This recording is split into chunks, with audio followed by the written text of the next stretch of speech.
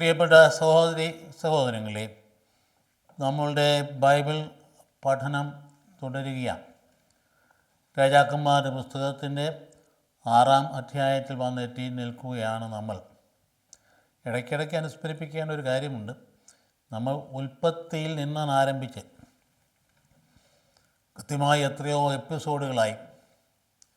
ഇത് കൃത്യമായിട്ട് ഫോളോ ചെയ്യുന്ന ഒരു ചെറിയ വിഭാഗമുണ്ട് എന്ന് എനിക്കറിയാം. അവരോട് പറയുകയാണ്, നിങ്ങൾ കേൾക്കുമ്പോൾ തന്നെ ചെറിയ തരത്തിൽ നോട്ട് കുറിച്ച് വെച്ചാൽ അത് പ്രയോജനപ്പെടും. ഇത് തുടർച്ചയായിട്ട് കേട്ടെങ്കിൽ മാത്രമേ നമുക്കതിൻ്റെ ഉൾക്കാമ്പ് പിടികിട്ടുകയുള്ളൂ. വിശുദ്ധ ഗ്രന്ഥത്തിൻ്റെ പരസ്പര ബന്ധം, ഉദാഹരണം പറഞ്ഞാൽ ഉൽപ്പത്തി തൊട്ട് വെളിപാട് വരെയുള്ള സംഭവങ്ങളെല്ലാം ഒരു ചരടിൽ കോർത്തിണക്കപ്പെട്ട പോലെ കിടക്കുന്ന ഒരു അത്ഭുതകരമായ പ്രതിഭാസമാണ് വേദപുസ്തകത്തിൽ നാം കാണുക. മനുഷ്യൻ്റെ സൃഷ്ടി അല്ലല്ലോ അത്. ദൈവമാണ് അതിൻ്റെ രചയിതാവ് മനുഷ്യൻ്റെ കരങ്ങളിലൂടെ. അപ്പോൾ അതുകൊണ്ട് ഏത് ഭാഗം എഴുതിയാലും നോക്കി അവർ പരസ്പരം അറിയാൻ പാടില്ലാത്ത ആൾക്കാരാണ്. 40-40 ആൾക്കാർ ചേർന്ന് രൂപപ്പെടുത്തിയെടുത്ത ഈ ഒരു ഗ്രന്ഥം അവർക്കാർക്കും പരസ്പരം അറിയാൻ പാടില്ല. പക്ഷേ ദൈവനിവേശിതരെ അവർ എഴുതി വെച്ച കാര്യങ്ങൾ ഉൽപ്പത്തി മുതൽ വെളിപാട് വരെയും കറക്റ്റായിട്ട് ബന്ധപ്പെട്ട് കിടക്കുന്ന സംഗതികളാണ്. വെളിപാട് പറഞ്ഞ സംഭവങ്ങൾ ഉൽപ്പത്തി പറഞ്ഞിരിക്കുന്നതിൻ്റെ മറുഭാഗമാണ്. അപ്പോൾ അത് നമുക്ക് മനസ്സിലാക്കാൻ കഴിയണമെങ്കിൽ തുടർച്ചയായിട്ട് അത് ശ്രദ്ധിക്കുകയും അത് വീണ്ടും വായിക്കുകയും ധ്യാനിക്കുകയും ചെയ്യണം. വായിക്കുകയും ധ്യാനിക്കുകയും ചെയ്യുമ്പോൾ നമുക്ക് കൂടുതൽ ഉൾക്കാഴ്ച ലഭിക്കുന്നതിൻ്റെ ഇടയാവും. അപ്പം അതുകൊണ്ട് സാധാരണ ഒരു ഗ്രന്ഥം വായിച്ച് പഠിക്കുന്ന പോലെ ആവരുത് ഈ ഗ്രന്ഥം. പ്രധാനമായും പ്രാർത്ഥനയിലൂടെ വേണം ആരംഭിക്കാൻ, പ്രാർത്ഥനയിൽ വേണം മുമ്പോട്ട് കൊണ്ടുപോകാൻ, പ്രാർത്ഥനയിൽ വേണം അതിൻ്റെ അകത്തെ സന്ദേശം ഉൾക്കൊള്ളാനായി. അപ്പോൾ അതുകൊണ്ട് എല്ലാ ഭാഗങ്ങളിലേക്കും കിടക്കുമ്പോൾ നമുക്ക് ചിലർക്ക് അതിവർണ്ണനയായിട്ട് തോന്നാം, ചിലർക്ക് കൃത്രിമമായിട്ട് തോന്നാം. പക്ഷേ അതിൻ്റെ നാരായ പേര് അത് കണ്ടെത്തി കഴിയുമ്പോഴാണ് ഇതൊന്നും അതിവർണ്ണനയൊന്നുമല്ല, അത് മുഴുവൻ സന്ദേശമാണ്, ദൈവികമായ സന്ദേശം, വെളിപ്പെടലുകളാണ്. നമുക്ക് കിട്ടുന്ന ദൈവിക വെളിപാടാണ്, മനുഷ്യൻ്റെ ബുദ്ധി യുക്തി ഉപയോഗിച്ച് കണ്ടെത്തുന്ന സത്യങ്ങളല്ല. അതുകൊണ്ടാണല്ലോ പലപ്പോഴും വേദപുസ്തകത്തെ യുക്തിവാദികൾ കണ്ടെത്തി കഴിഞ്ഞാൽ അവരതിൻ്റെ കോൺട്രഡിക്ഷൻസ് നോക്കും. അന്നത്തെ ഭാഷയോ ഇന്നത്തെ സാഹചര്യമോ ഇത് എഴുതപ്പെട്ട കാലഘട്ടത്തിൻ്റെ മനുഷ്യൻ്റെ തത്വം സംഗതിയോ ഒന്നും അറിയാതെ അതിൻ്റെ കോൺട്രഡിക്ഷൻ, ഇതൊക്കെ എത്രയോ കാലഘട്ടം കഴിഞ്ഞ് രൂപീകൃതമായ അത് ഗ്രന്ഥമാണിത്. അതിന് മുമ്പ് അതിൻ്റെ പാരമ്പര്യങ്ങളാണ് രൂപപ്പെട്ട് വന്നിരുന്നത്. അപ്പോൾ അത് കോർഡിനേറ്റ് ചെയ്യുന്നതിനും എഡിറ്റ് ചെയ്യാനും ഒക്കെ എത്രയോ കാലങ്ങളെടുത്തതാണ്. അപ്പോൾ അതുകൊണ്ട് തന്നെ പല തരത്തിലുള്ള പാരമ്പര്യങ്ങളെ ഒന്നിച്ച് ചേർത്ത് രൂപപ്പെടുത്തി എടുത്തതാണ് പഞ്ചഗ്രന്ഥി എന്ന് പറയുന്ന സംഗതി. അതുപോലെ തന്നെ മറ്റു ഭാഗങ്ങളൊക്കെ. അപ്പോൾ അതൊന്നും മനസ്സിലാക്കാതെ പഠിക്കാതെ ലിറ്റററി ക്രിറ്റിസിസം അല്ലെങ്കിൽ ടെക്സ്റ്റുവൽ ക്രിറ്റിസിസം അല്ലെങ്കിൽ ഹിസ്റ്റോറിക്കൽ ക്രിറ്റിസിസം തുടങ്ങിയ കാര്യങ്ങളെക്കുറിച്ച് ഒരു അവഗാഹവുമില്ലാതെ സാധാരണ മറ്റ് പുസ്തകങ്ങൾ പോലെ വായിച്ച് നോക്കുമ്പോൾ യുക്തിവാദികൾക്ക് അതിൻ്റെ കോൺട്രഡിക്ഷൻസ് മാത്രമേ കാണുകയുള്ളൂ. അപ്പം അതുകൊണ്ട് അങ്ങനെയല്ല നമ്മൾ കാണേണ്ടത് അതിൻ്റെ ദൈവനിവേശനം എന്താണ് കർത്താവേ, അത് ഞങ്ങൾക്ക് വെളിപ്പെടുത്തി തരണമേ എന്ന പ്രാർത്ഥനയോട് കൂടി വേണം കടക്കാനായി. ഉദാഹരണം പറഞ്ഞ് നമ്മളിപ്പോൾ കാണാൻ പോകുന്ന ഭാവം 6-ാം അധ്യായം എലീശായുടെ പ്രവർത്തനങ്ങളാണ്. ചിലർക്ക് നമുക്ക് തോന്നുന്നത് എന്താ ഇങ്ങനെ, കോടാലി യോർദാൻ നദിയിൽ പോയി ഒരു മരക്കൊമ്പ് വെട്ടി എറിഞ്ഞു കഴിഞ്ഞപ്പോൾ തന്നെ പൊങ്ങി വന്നു, ഇരുമ്പ് പൊങ്ങി വന്നു എന്ന് പറയും. അതിനത് നമുക്ക് തോന്നുന്നു ഇതൊക്കെ എന്താണെന്ന്. പക്ഷെ അതിൻ്റെ പിന്നിലെ സന്ദേശം പ്രധാനപ്പെട്ടത്. അതിൻ്റെ സന്ദേശം എന്താണ്? പാർപ്പിട സൗകര്യം ഇല്ലാണ്ട് വന്നു. ഇപ്പം നദീതീരത്ത് പാർപ്പിട സൗകര്യം ഉണ്ടാക്കാൻ വേണ്ടി ആളുകൾ പുറപ്പെട്ട് കഴിയുമ്പോഴത്തേക്കും ഈ പ്രവാചകൻ്റെ സഹായം കൂടി അവർ അഭ്യർത്ഥിച്ചു. ഇപ്പോൾ പ്രവാചകൻ കൂട്ടത്തിൽ പോയി. അതുകൊണ്ട് എലീശ പ്രവാചകന് തൻ്റെ ജനത്തിൻ്റെ എല്ലാ ദുഃഖങ്ങളിലും വേദനകളും പങ്കുചേരുന്ന, നമ്മളെന്ന് പറഞ്ഞാൽ നമ്മുടെ ഭാഷയിൽ പറഞ്ഞാൽ ജനകീയനായ ഒരു ദൈവപുരുഷനായിരുന്നു. അത് അവർ കൂടെ പോയി കഴിഞ്ഞപ്പോൾ ഒരു വ്യക്തി കണ്ടുപോകാൻ നിലവിളിച്ചു. കാരണം അദ്ദേഹം തടി വെട്ടിക്കൊണ്ടിരുന്നപ്പോൾ കയ്യിൽ നിന്ന് കോടാലി തെറിച്ച് യോർദാനിൽ വീണു. അത് വെള്ളത്തിനടിയിലേക്ക് പോയി. ഇതാണ് സംഭവം. അപ്പോൾ ആ അവസരത്തിൽ നിലവിളിച്ചപ്പം പ്രവാചകൻ എന്ന് പറഞ്ഞ് ഭയപ്പെടേണ്ട. അദ്ദേഹം എന്ത് ചെയ്തു? അദ്ദേഹം ഒരു മരക്കമ്പ് എടുത്തിട്ട് അങ്ങോട്ട് എറിഞ്ഞു. അത് വീണടത്ത് ചെന്നു തന്നെ ഈ ഇരുമ്പ് ആയുധം പൊങ്ങി വന്നു എന്നാണ് നമ്മൾ വായിക്കുക. അപ്പോൾ അത് നമ്മൾ വായിച്ചു വരുമ്പം ഇതെന്തൊരു കൃത്രിമത്വം എന്ന് നമുക്ക് തോന്നും. വാസ്തവത്തിൽ നടന്ന സംഭവം എന്താണെന്ന് കൃത്യമായി നമുക്ക് അറിഞ്ഞുകൂടാ. അതിലൂടെ ആവിഷ്കരിക്കുന്ന കാര്യം യാഥാർത്ഥ്യം ഇതാണ്: ആ പാവപ്പെട്ടവനെ നിലവിളിക്ക് മറുപടി പ്രത്യക്ഷത്തിൽ നിസ്സാരമായൊരു കാര്യം പോലും ദൈവം പ്രധാനപ്പെട്ടതായിട്ട് കരുതിയിട്ട് ആ മനുഷ്യൻ നിലവിളിക്ക് ഉത്തരം നൽകി എന്നുള്ള പ്രധാനപ്പെട്ട കാര്യം. അപ്പം നമുക്ക് പലതും അസാധ്യമാണെന്ന് തോന്നുന്ന കാര്യങ്ങൾ നമ്മൾ ആത്മാർത്ഥമായിട്ട് നിലവിളിച്ച് കഴിയുമ്പോൾ ദൈവം നമുക്ക് സാധ്യമാക്കി തീർക്കും. അല്ലെങ്കിൽ അതൊന്നും നടക്കുകയില്ല, ഇതൊന്നും നടക്കുകയില്ല, എന്ത് ചെയ്യാൻ പുറപ്പെട്ടാലും ശരി അതൊന്നും ശരിയാകാൻ പോകുന്നില്ല എന്നുള്ള നിഷേധാത്മകമായ മനോഭാവം നമ്മളെ ഒരിടത്ത് എത്തിക്കില്ല. നേരെ മറിച്ച് ദൈവം എൻ്റെ കൂടെ ഉണ്ടെങ്കിൽ എനിക്ക് ഏത് കാര്യത്തെയും നേരിടാൻ കഴിയും. ആത്മവിശ്വാസത്തിൻ്റെ ആത്മധൈര്യത്തിൻ്റെ അടിത്തറ അതാണ്. അതുകൊണ്ട് എനിക്കതിനുള്ള ധൈര്യമുണ്ടാവും, കാരണം എൻ്റെ കൂടെ എൻ്റെ ഉടയവനുണ്ട് എന്ന സംഗതി ഇവിടെ പഠിപ്പിക്കുകയാണ്. ഈ ചെറിയ കാര്യത്തിലും പഠിപ്പിക്കുന്നതാണ് നമ്മൾ കാണുന്നത്. അപ്പോൾ അത് നമ്മുടെ സന്ദേശത്തിൽ വരുമ്പോഴെങ്ങനെയാണ്? അപ്പോൾ ആ നടന്ന സംഭവത്തിൻ്റെ ഉൾക്കാമ്പ് എന്താണെന്ന് കിട്ടിക്കഴിയുമ്പോഴാണ് എൻ്റെ ദൈവമേ എന്ന് നമ്മൾ വിളിക്കുന്നത്. നമുക്കെന്തെല്ലാം കൈയബദ്ധങ്ങൾ വരാം, നമുക്കെന്തെങ്കിലും നഷ്ടപ്പെടലുകൾ ഉണ്ടാകാം, നമുക്കെല്ലാം തരത്തിൽ പരാജയങ്ങളുണ്ടാകാം, നമുക്കെന്തെല്ലാം വെപ്രാളവും ഭീഷണിയും ഭയം മനുഷ്യൻ്റെ കൂടപ്പിറപ്പാണല്ലോ. അങ്ങനെ സാഹചര്യത്തിൽ നമ്മൾ നിലവിളിക്കുമ്പോൾ അവിടെ ഉണ്ട് നിൻ്റെ ഉടയവൻ, നിൻ്റെ നാഥനവിടെയുണ്ട്, ഭയപ്പെടേണ്ട എന്ന് പറയുമ്പോൾ ഭയപ്പെടാതിരിക്കും, ധൈര്യം ഉണ്ടാവും. അപ്പം അങ്ങനെയൊരു സന്ദേശമാണ് അവിടെ നമുക്ക് ലഭിക്കുക. പിന്നീട് നാം കാണുന്നത് ഈ പ്രവാചകനെ രാഷ്ട്രീയ, ദേശീയ, അന്തർദേശീയ തലങ്ങളിലൊക്കെ അദ്ദേഹം സ്വാധീനിക്കുന്ന കാര്യമാണ് പറയും. ദൈവമനുഷ്യൻ ഈ രാജ്യത്തിൻ്റെയും അതിൻ്റെ ഭരണകാര്യങ്ങളുടെയും രാജാക്കന്മാരുടെയും ഒക്കെ മനുഷ്യൻ മുമ്പോട്ട് കൊണ്ടുപോകുന്നതിന് വഴി നടത്തുന്നയാളാണ്. അതുകൊണ്ട് രാജാക്കന്മാർ അദ്ദേഹത്തെ ശ്രദ്ധിച്ചു കഴിഞ്ഞാൽ നേർവഴിക്ക് രാജ്യം പോകും. രാജാവ് അധപ്പതിച്ചു കഴിഞ്ഞാൽ ജനവും അധപ്പതിക്കും. ഇത് സാമാന്യ തത്വമല്ലേ അത്? നമുക്കൊരു നല്ല നേതൃത്വം ഉണ്ടാകുമെന്ന് വിചാരിക്കുക. രാജ്യത്തിന് തന്നെ നല്ല നേതൃത്വം. നമുക്കിപ്പോൾ ഒരു ഭരണ സമൂഹം ഉണ്ടായിട്ടുണ്ടല്ലോ, വളരെ പോസിറ്റീവായിട്ടുള്ള ഇമ്പ്രഷൻസ് അവരെക്കുറിച്ച് ഇപ്പോൾ ഉണ്ട്. അത് ഭംഗിയായ രീതി മുമ്പോട്ട് പോകുമെന്ന് പറയുമ്പം നമുക്കെല്ലാവർക്കും ഒരു ഉണർവാണ്. അവിടെ ഒരു പക്ഷേ രാഷ്ട്രീയമായ ശത്രുക്കളൊക്കെ അവിടെയെല്ലാം ഇടയ്ക്ക് കടന്ന് നന്മ ചെയ്യുന്നതിനെയൊക്കെ കരുതേച്ച് കാണിക്കാനുള്ള ശ്രമങ്ങൾക്ക് ഉണ്ടാകുന്നത് ജനാധിപത്യത്തിലെ സാധാരണ സംഭവം തന്നെയാണ്.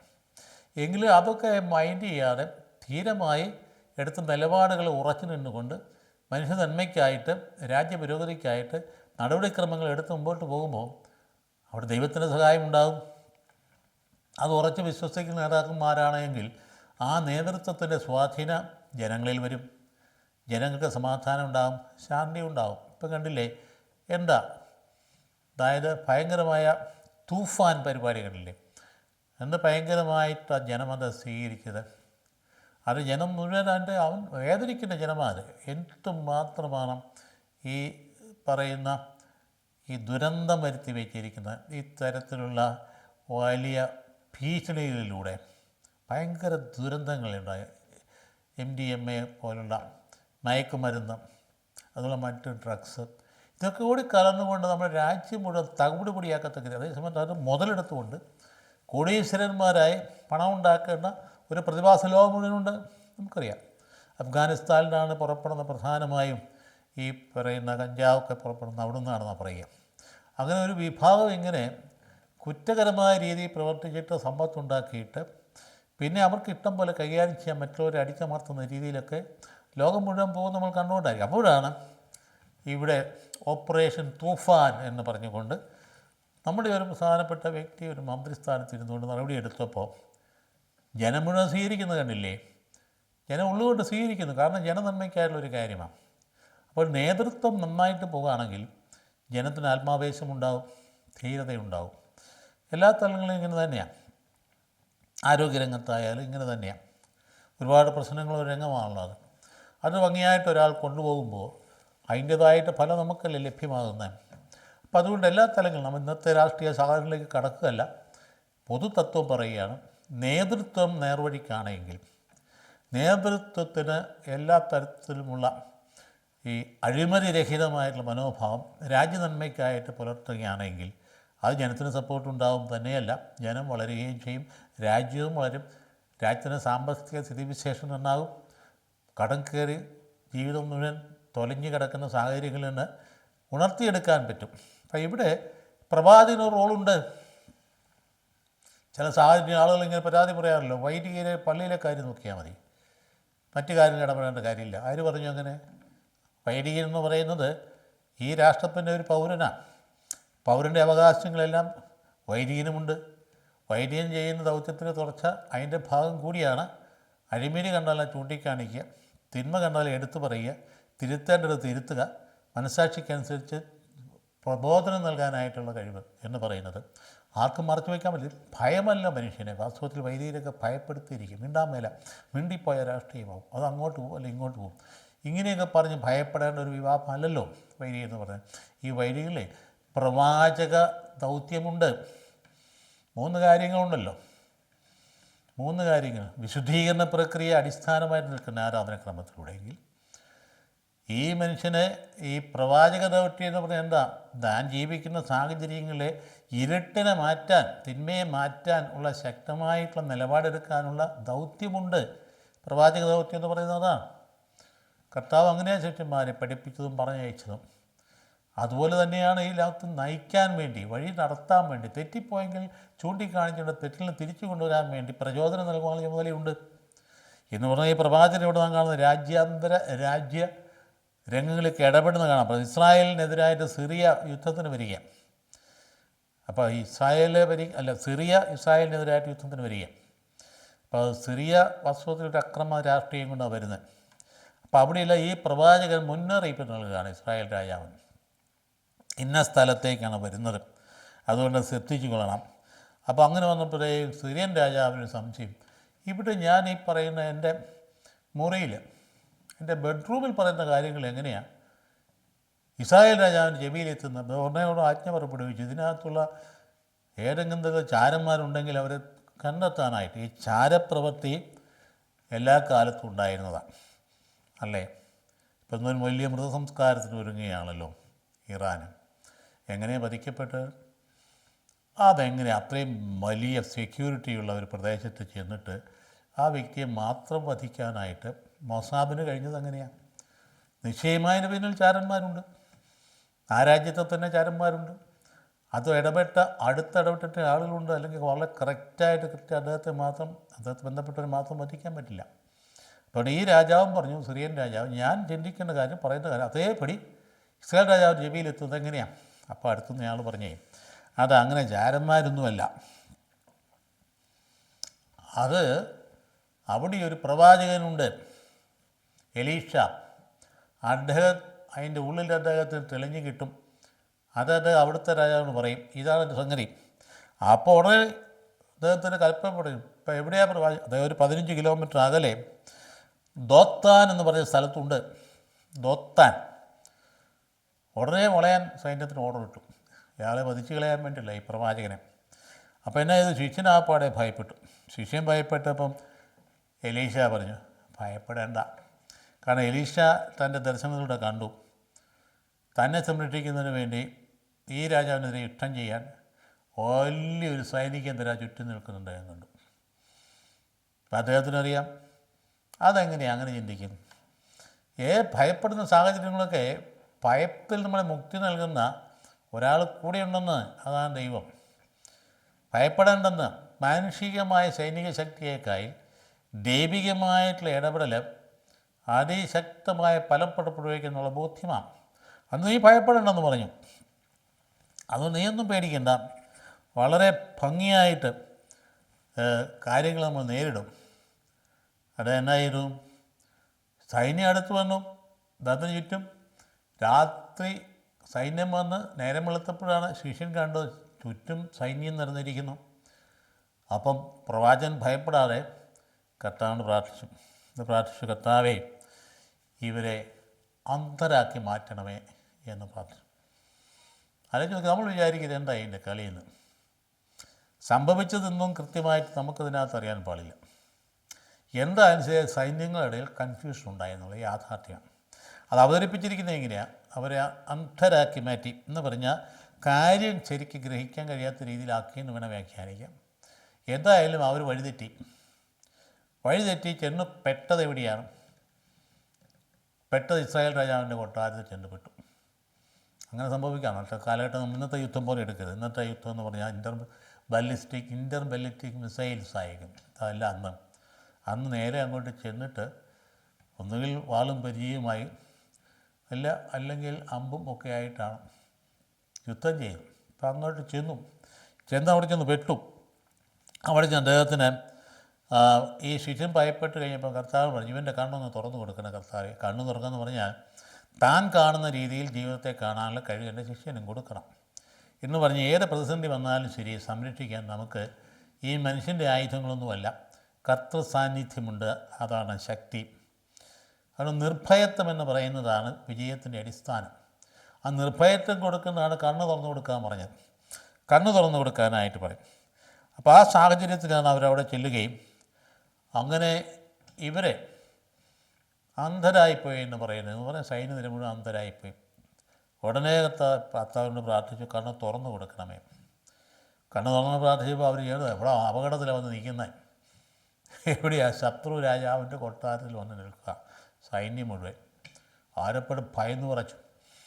രാജാവ് കൽപ്പനയിടാൻ ഒരുങ്ങി ഇവരെല്ലാം കൊന്നുകളയാനായിരുന്നു. അപ്പോൾ പ്രവാചകൻ പറഞ്ഞു, വേണ്ട, അവരെ കൊല്ലുകയൊന്നും വേണ്ട, അവർ നന്നായിട്ട് ഭക്ഷണമൊക്കെ കൊടുത്തിട്ട് അതിഥി സൽക്കാരം നടത്തി പറഞ്ഞയക്കാൻ പറഞ്ഞു. നോക്കട്ടെ, എലീശ പ്രവാചകൻ്റെ ആ മനോഭാവം കണ്ടോ? ശത്രുവിനെ സ്നേഹിക്കണം എന്ന പുതിയ നിയമത്തിൽ കർത്താവ് പറഞ്ഞതല്ലേ അത്? ശത്രുവിനെ സ്നേഹിക്കണം. അതുകൊണ്ട് ശത്രുവാണ് ഇവർ കൊല്ലാൻ വന്ന രാജാവിനെ കൊല്ലാൻ വന്ന, പക്ഷേ അവരെ കൊല്ലണ്ട, അവരെ ഭക്ഷണം കൊടുത്ത് പറഞ്ഞയക്കാൻ പറഞ്ഞിട്ട് അവർ ഭക്ഷണം കഴിച്ച് നല്ല സന്തോഷത്തിൽ തിരിച്ചു പോയി. അപ്പോൾ യുദ്ധഭീഷണി തൽക്കാലത്തേക്ക് മാറി. അപ്പോൾ അങ്ങനെയുള്ള സാഹചര്യങ്ങളാണ് അടുത്ത ഘട്ടം വരുന്നത്. എന്ത് ഘട്ടമാണ്? ഭയങ്കരമായ ക്ഷാമം അവിടെ വന്നു പോയിച്ചു ഇസ്രായേൽ. നമുക്ക് വിശപ്പിൻ്റെ വിളി നമുക്ക് അനുഭവപ്പെട്ടിട്ടില്ലല്ലോ. നമുക്ക് ഈ സെക്കൻഡ് വേൾഡ് വാർ കഴിഞ്ഞപ്പോൾ ഭയങ്കരമായ പട്ടിണി ഉണ്ടായെന്ന് പറയുന്നു, ഞങ്ങളൊക്കെ ജനിക്കുന്ന കാലഘട്ടങ്ങളിൽ. പക്ഷേ അവിടെ പട്ടിണി ഉണ്ടായെങ്കിലും അന്ന് ഇന്ദിരാഗാന്ധി പ്രധാനമന്ത്രി ആയപ്പോൾ അന്ന് പറഞ്ഞു, കേരളീയർക്ക് എന്നാ പ്രശ്നം, അവർക്ക് കപ്പയും മത്തിയും ഉണ്ട്. സത്യം പറഞ്ഞ് നമ്മളൊരു അനുഗ്രഹിക്കപ്പെട്ട ജനമാണ്. നമ്മൾ പട്ടിണി അധികം അനുഭവിക്കാത്ത ഒരു സംസ്ഥാനം, ഒരു ജനതയാണ്. കാരണം നമുക്ക് എന്തെങ്കിലും ഉണ്ട്, നല്ല വിളവാൽ സമൃദ്ധമായിട്ടുള്ള ഭൂമി ഉണ്ട്. എല്ലാ തലങ്ങളിലും നമുക്ക് മുമ്പോട്ട് പോകാൻ പറ്റുന്ന രീതിയിലുള്ള പച്ച പിടിച്ച ചുറ്റുപാടുകൾ നമുക്കുണ്ട്, കൃഷിയിലുണ്ട്. നമ്മളധികം പട്ടിണി അനുഭവിച്ചിട്ടില്ല. എന്നാൽ ചില രാജ്യങ്ങളിൽ ഇതുപോലെ മരുഭൂമി പോലുള്ള പ്രദേശങ്ങളിലൊക്കെ വെള്ളമില്ലാണ്ട് വന്നാലുള്ള അവസ്ഥ എന്തായിരിക്കും? ഭയങ്കരമായ പട്ടിണി. വെള്ളമില്ലാണ്ട് വന്ന സമൃദ്ധിയുടെ അടയാളം മഴയാണ്. വെള്ളമില്ലാണ്ട് വന്ന കൃഷിയില്ലാണ്ട് വന്നു കഴിഞ്ഞാൽ പട്ടിണിയായി. അപ്പോൾ അങ്ങനെ ഇസ്രായേൽ ഭയങ്കരമായ ഒരു പട്ടിണി വന്നു, ക്ഷാമം. അപ്പോൾ എന്നാ ചെയ്തു? അന്ന് ഭക്ഷിക്കാനൊന്നുമില്ല. രണ്ട് സ്ത്രീകൾ അങ്ങോട്ടും ഇങ്ങോട്ടും പറഞ്ഞു, ഒരു കാര്യം ചെയ്യും, നമുക്കുള്ള നമ്മുടെ കൊച്ചിനെ കൊന്ന് കറി വെച്ച് തിന്നാം, ഇന്ന് എൻ്റേത് നാളെ നിൻ്റേത്. അങ്ങനെ പറഞ്ഞ് ആദ്യത്തെ ആളിൻ്റെ പറഞ്ഞ് കൊന്ന് നമ്മൾ തിന്നു, വേവിച്ച് ഇറച്ചി തിന്നു. ആരാ? കൊച്ചിൻ്റെയാണ് നോക്കണേ. അപ്പോൾ ഇത്ര രൂക്ഷമാണ് ചിലപ്പോൾ ഈ ക്ഷാമം എന്ന് പറയുന്ന കാര്യം നമ്മൾ മനസ്സിലാക്കിയിട്ടില്ല. ഭയങ്കര രൂക്ഷമാണ്. മനുഷ്യനെ തിന്നും. നമുക്ക് പറഞ്ഞാൽ മനസ്സിലാകില്ല, നമുക്ക് സങ്കല്പിക്കാൻ പോലും പറ്റിയില്ല. പക്ഷേ അങ്ങനെ ഉണ്ട്. അല്ലെങ്കിൽ വേദവസ്തുക്കൾ അങ്ങനെ എഴുതില്ലല്ലോ. അങ്ങനെ രണ്ടാമത്തെ സ്ത്രീയുടെ കൊച്ചിനെ കൊല്ലാൻ നമ്മൾ സമ്മതിച്ചില്ല. അവളെ കൊച്ചിനെ കൊണ്ട് ഓടി. അപ്പോൾ ഈ മറ്റവൾ കിടന്ന് നിലവിളിച്ച്, എൻ്റെ കൊച്ചിനെ കൊന്നു, അവൾ പോയി എന്ന് പറഞ്ഞ് നിലവിളിച്ചപ്പോൾ രാജാവ് കേട്ട് ചോദിച്ചു, ഞാനെന്താ ചെയ്യേണ്ടി? എനിക്കെന്നാ ദൈവശക്തി വല്ലതും ഉണ്ടോ? നിങ്ങൾക്ക് ഈ ക്ഷാമകാലത്ത് ഭക്ഷണം തരാനായിട്ട് ഒരു നിവൃത്തിയില്ല. എന്നെങ്കിലും അദ്ദേഹം ചാക്ക് കൊടുത്ത് തപസ് ചെയ്ത സാഹചര്യങ്ങളാണ് ഒരു വലിയ ഭയങ്കരമായ സാഹചര്യം ഉണ്ടാകും. അപ്പോൾ ഈ പ്രവാചകൻ്റെ അടുത്ത് വിവരം വന്നു. പ്രവാചകനെ പിടിക്കാനായിട്ട് ഈ പ്രവാചകൻ കാരണമായി ക്ഷാമം വന്നതെന്നുകൊണ്ട് അദ്ദേഹത്തെ തട്ടിക്കളയാൻ തീരുമാനിച്ച് രാജാവ് കൽപ്പന ഉപയോഗിച്ച് സൈന്യം രാജാവ് ഉൾപ്പെടെ വന്നിരിക്കുക. രാജാവിനോട് പറഞ്ഞു, ഭയപ്പെടേണ്ട, നാളെ പ്രഭാതത്തിൽ പട്ടണ വാതിൽക്കൽ 2 ഷെക്കലിന് ധാന്യവും അതുപോലെ തന്നെ മറ്റ് ഭക്ഷണപദാർത്ഥങ്ങളും വിൽക്കപ്പെടുന്ന സാഹചര്യം നാളെ ഇവിടെ ഉണ്ടാകുമെന്ന് പറയും. അപ്പം അടുത്ത് നിന്ന സർവ്വസൈന്യാധിപൻ അംഗരക്ഷകൻ പറഞ്ഞു, ആകാശം തുറഞ്ഞിങ്ങോട്ട് ഇറങ്ങി വന്നാലും ശരി, ഇത് നടക്കാനൊന്നും പോകുന്നില്ല. അപ്പോൾ അദ്ദേഹം പ്രവാചകൻ തിരിച്ചടിച്ചു. പക്ഷേ നീ അത് കാണും ഇങ്ങനെ വിൽപ്പനയ്ക്ക് വെച്ചിരിക്കുന്നത്. പക്ഷേ ഒരു കാര്യമുണ്ട്, നീ അത് ഭക്ഷിക്കുകയില്ല. അങ്ങനെ അങ്ങോട്ട് പറയും. രൂക്ഷമായ ക്ഷാമം എന്ന് ഓർക്കണേ. അപ്പോൾ അതുകൊണ്ട് ഭയങ്കരമായ ക്ഷാമത്തിന് നടുവിൽ എന്നാ സംഭവിച്ചെന്നറിയോ, അവിടെ കുറച്ച് കുഷ്ഠരോഗികളുണ്ടായിരുന്നു. കുഷ്ഠരോഗികൾ വിചാരിച്ച് ഏതായാലും ചെയ്യും ഞങ്ങൾക്ക് ദുരന്തമാണ്, ഏത് രാജാവായാലും ഞങ്ങൾക്ക് ഒരുപോലെയാണ്, സിറിയൻ രാജാവായാലും ഒരുപോലെയാണ്, ഇസ്രായേൽ രാജാവ് ഒരുപോലെയാണ്, ഞങ്ങൾക്ക് ഏതായാലും പട്ടിണിയാണ്, എല്ലാത്തും പട്ടിണിയാണ്, അതുകൊണ്ട് ജീവിച്ചിരുന്നിട്ട് കാര്യമൊന്നുമില്ല, അതുകൊണ്ട് നമുക്ക് പോയേക്കാം, സിറിയൻ രാജാവിൻ്റെ പട്ടാളത്തിൻ്റെ ക്യാമ്പിലേക്ക് പോയേക്കാം, അവിടെ നിന്ന് വല്ലതും കിട്ടുമല്ലോ എന്ന് വിചാരിച്ചു. ഇവരവിടെ ചെന്ന് പട്ടാള ക്യാമ്പിൽ ചെന്നപ്പോഴാണല്ലോ അവിടെ പട്ടാളത്തിന് പൊടി പോലുമില്ല, പക്ഷേ സാധനങ്ങളൊക്കെ ഇരിപ്പുണ്ട്. കാരണം അവർക്ക് ദൈവം തന്നെ ഈ പ്രവാചകൻ വഴിയായിട്ട് അവർക്കൊരു ദർശനം കൊടുത്തു. ഇതാ ഭയങ്കരമായ ഒരു ശത്രു സൈനികനെതിരെ അവർക്കെതിരെ വരുന്നു, ഭയങ്കരമായ ശത്രു സൈനികനെതിരെ ഈജിപ്തുമൊക്കെ സഹകരിച്ചുകൊണ്ട് വരികയാണ്. അപ്പോൾ രക്ഷയില്ലാത്തതുകൊണ്ട് പട്ടാളക്കാരൊക്കെ കൊണ്ടുവന്ന വസ്ത്രങ്ങളും ഭക്ഷണങ്ങളും എല്ലാ പദാർത്ഥങ്ങളും ഇട്ടേച്ച് ഓടി സ്ഥലം വിട്ടു. അപ്പോൾ ഈ കുഷ്ഠരോഗികളതിനകത്ത് കയറി നന്നായിട്ട് ഭക്ഷിച്ചെല്ലാം കഴിഞ്ഞിട്ട് തൃപ്തിയായപ്പോൾ അവർ പരസ്പരം പറഞ്ഞു, അയ്യോ ഇത് നമ്മൾ രാജാവിനെ അറിയിക്കണമല്ലോ, അല്ലെങ്കിൽ രാജകുറ്റമായിട്ട് മാറുമല്ലോ എന്ന് പറഞ്ഞ് അവർ വന്ന് രാജാവിനെ അറിയിച്ചു. രാജാവ് എന്ത് ചെയ്തു, സൈന്യത്തെ വിട്ടു അങ്ങോട്ട്. ഇത് നേരെ അപ്പോൾ ആദ്യം രാജാവിന് ഇത് അപകടമാണ്, അവരവിടെ ഇല്ലാത്തത് അവരെവിടെയെങ്കിലും ഒളിച്ചിരിക്കുകയായിരിക്കും, നമ്മളിങ്ങനെ പട്ടിണിയില്ലാന്ന് അവർക്കറിയാം, അപ്പോൾ നമ്മളെ കൊല്ലാൻ എളുപ്പമുണ്ട്, ഒളിച്ചിരിപ്പുണ്ടാകുന്ന ആദ്യം സംശയിച്ചു. എന്നാൽ നമുക്ക് വിട്ടുകളയാന്ന് പറയുമ്പോൾ 5 കുതിരകളെ വിട്ടു. 5 കുതിരകളെ വിട്ടു എന്ന് പറഞ്ഞാൽ അതുപോലെ ദരിദ്രമായ രാജ്യം, 10,000 കുതിരകളുണ്ടായിരുന്ന രാജ്യമെന്ന് നോക്കണം, ആഹാബ് രാജ്യത്തിൻ്റെ ആദ്യഘട്ടങ്ങളിൽ. അപ്പോൾ പുത്രനായി ഭരിക്കുന്ന യോറാം. അപ്പോൾ അന്നേരമാണ് വന്നിരിക്കുന്ന അവസ്ഥ, അതുപോലെ തകർന്നു പോയ രാജ്യം തകരാൻ കാര്യം എന്താണ്? അന്ധവിശ്വാസം, വിഗ്രഹാരാധന, ഭാര്യ ജെസബേലിൻ്റെ വഴിതെറ്റിയ പോക്ക്, അല്ലെങ്കിൽ യഹോവയോടുള്ള വിശ്വാസവും എല്ലാം നഷ്ടപ്പെടുത്തി അവിടെയെല്ലാം കുന്നിൻ്റെ മുകളിലെല്ലാം വിഗ്രഹങ്ങളുണ്ടാക്കി അങ്ങനെ അതിനെ ആരാധിക്കുന്ന ഇതിലേക്ക് പോയതാണ്. എല്ലാം ശരിയായ ദൈവവിശ്വാസം ഇല്ലെങ്കിൽ അത് സാമ്പത്തിക തകർച്ചയും കാരണമായിട്ട് തീരാം. അതിൻ്റെ ഒരു പാഠമായി. നേരായ വിശ്വാസത്തോടെ പോകുന്നതെങ്കിൽ സാമ്പത്തിക വളർച്ചയും ഉണ്ടാകാം. അപ്പോൾ അതുകൊണ്ട് നാം മനസ്സിലാക്കണം പ്രധാനപ്പെട്ട ഒരു കാര്യം. അതായത് ഇവിടെ സംഭവിച്ചത് എന്താണ്? ഇവിടെ ഭയങ്കരമായ ക്ഷാമത്തിന് അടിസ്ഥാന കാരണം എന്താ? വിഗ്രഹാരാധനയാണ്, തകർച്ചയാണ്. അതൊക്കെ കാണാൻ അവർ കണ്ണുണ്ടോ? കാണില്ല. അവർ കണ്ണുകൾ അന്ധമായിരിക്കുക, അത് കാണാനായിട്ട് കഴിവില്ല. അങ്ങനെ ഒരു സാഹചര്യം ഇവിടെ സൃഷ്ടിച്ച് വെച്ചിരിക്കുക. അപ്പോഴാണ് ഈ രാജാവ് പറഞ്ഞു അവരെവിടെയും ഒളിച്ചിരിക്കുകയായിരിക്കും, എന്തായാലും വിട്ടാക്കാൻ പറഞ്ഞ 5 കുതിരപ്പട 5 എണ്ണം നല്ല കുതിരപ്പട അവർ പറഞ്ഞയച്ചപ്പോൾ ചെന്നപ്പം ശരിയാണ്, അവിടെ ആരുമില്ല. അവരാ കൊള്ള മുതൽ മുഴുവൻ എടുത്ത് കൊണ്ടുവന്ന് അവസാനം പിറ്റേ ദിവസം രാവിലെ അവർ പട്ടണവാതൊക്കെ ഇരുന്നുകൊണ്ട് 2 ഷെക്കലിനും 1 ഷെക്കലിനുമായിട്ട് അതങ്ങ് വിറ്റു. പ്രവചനം പൂർത്തിയായിട്ട് ജനമെല്ലാം എരമ്പിക്കയറി വന്നു. അപ്പോൾ രാജാവിൻ്റെ അംഗരക്ഷകൻ ഇടയിലുണ്ടായിരുന്നു. ആ അംഗരക്ഷകൻ ഈ ആളുകളെല്ലാം ചവിട്ടേറ്റ് മരിച്ചു. ഇതാണ് അദ്ദേഹം പ്രവചിച്ചത്. എന്താണെന്നറിയോ? നീ കണ്ണ് തുറന്ന് കാണും, പക്ഷേ നീ അതിൽ നിന്ന് ഭക്ഷിക്കുകയില്ല. പറഞ്ഞതിൻ്റെ അതുപോലെ തന്നെ ഫലിച്ചു. അങ്ങനെയാണ് സംഭവിക്കുക. 5 കുതിരകളാണ്. അപ്പോൾ രാജസേവകൻ വെട്ടേറ്റ് മരിക്കണം. നമ്മളെന്താ ഈ പാഠം അതിനകത്ത് പഠിക്കുന്നത്? വിശ്വാസരെതിരായ ആളുകൾക്കുണ്ട്, അതിനകത്ത് വിശ്വാസികളുണ്ട്. ഇത് 2 വിഭാഗമുണ്ടല്ലോ, നമുക്ക് എല്ലായിടത്തും ഉണ്ടല്ലോ. നമ്മൾ പറയുന്ന 2-3 ഘടകങ്ങൾ, 2 തരത്തിലുള്ള ആൾക്കാരുണ്ട്. ഒന്ന് അജ്ഞേയവാദികൾ, അവരെന്തും ദൈവം ഉണ്ടോയെന്ന് അന്വേഷിക്കുക, ഇല്ലെന്ന് അന്വേഷിക്കുന്നില്ല, ഉണ്ടെങ്കിലും ശരി ഇല്ലെങ്കിലും ശരി ഞങ്ങൾക്ക് ജീവിക്കണം, ആ രീതിയിൽ പോകുന്ന ആൾക്കാരുണ്ട്. അവരായിരിക്കും കൂടുതൽ. അതുകൊണ്ട് അവരാരും ദൈവത്തെ വാശി പിടിക്കാനും പോകുന്നില്ല, ഉണ്ടെന്നും പറയാനും പോലും ഇല്ലെന്നും പറയാനും പോകുന്നില്ല. അഗ്നോസ്റ്റിക്സ് എന്ന് അവരെ വിളിക്കാറുണ്ട്.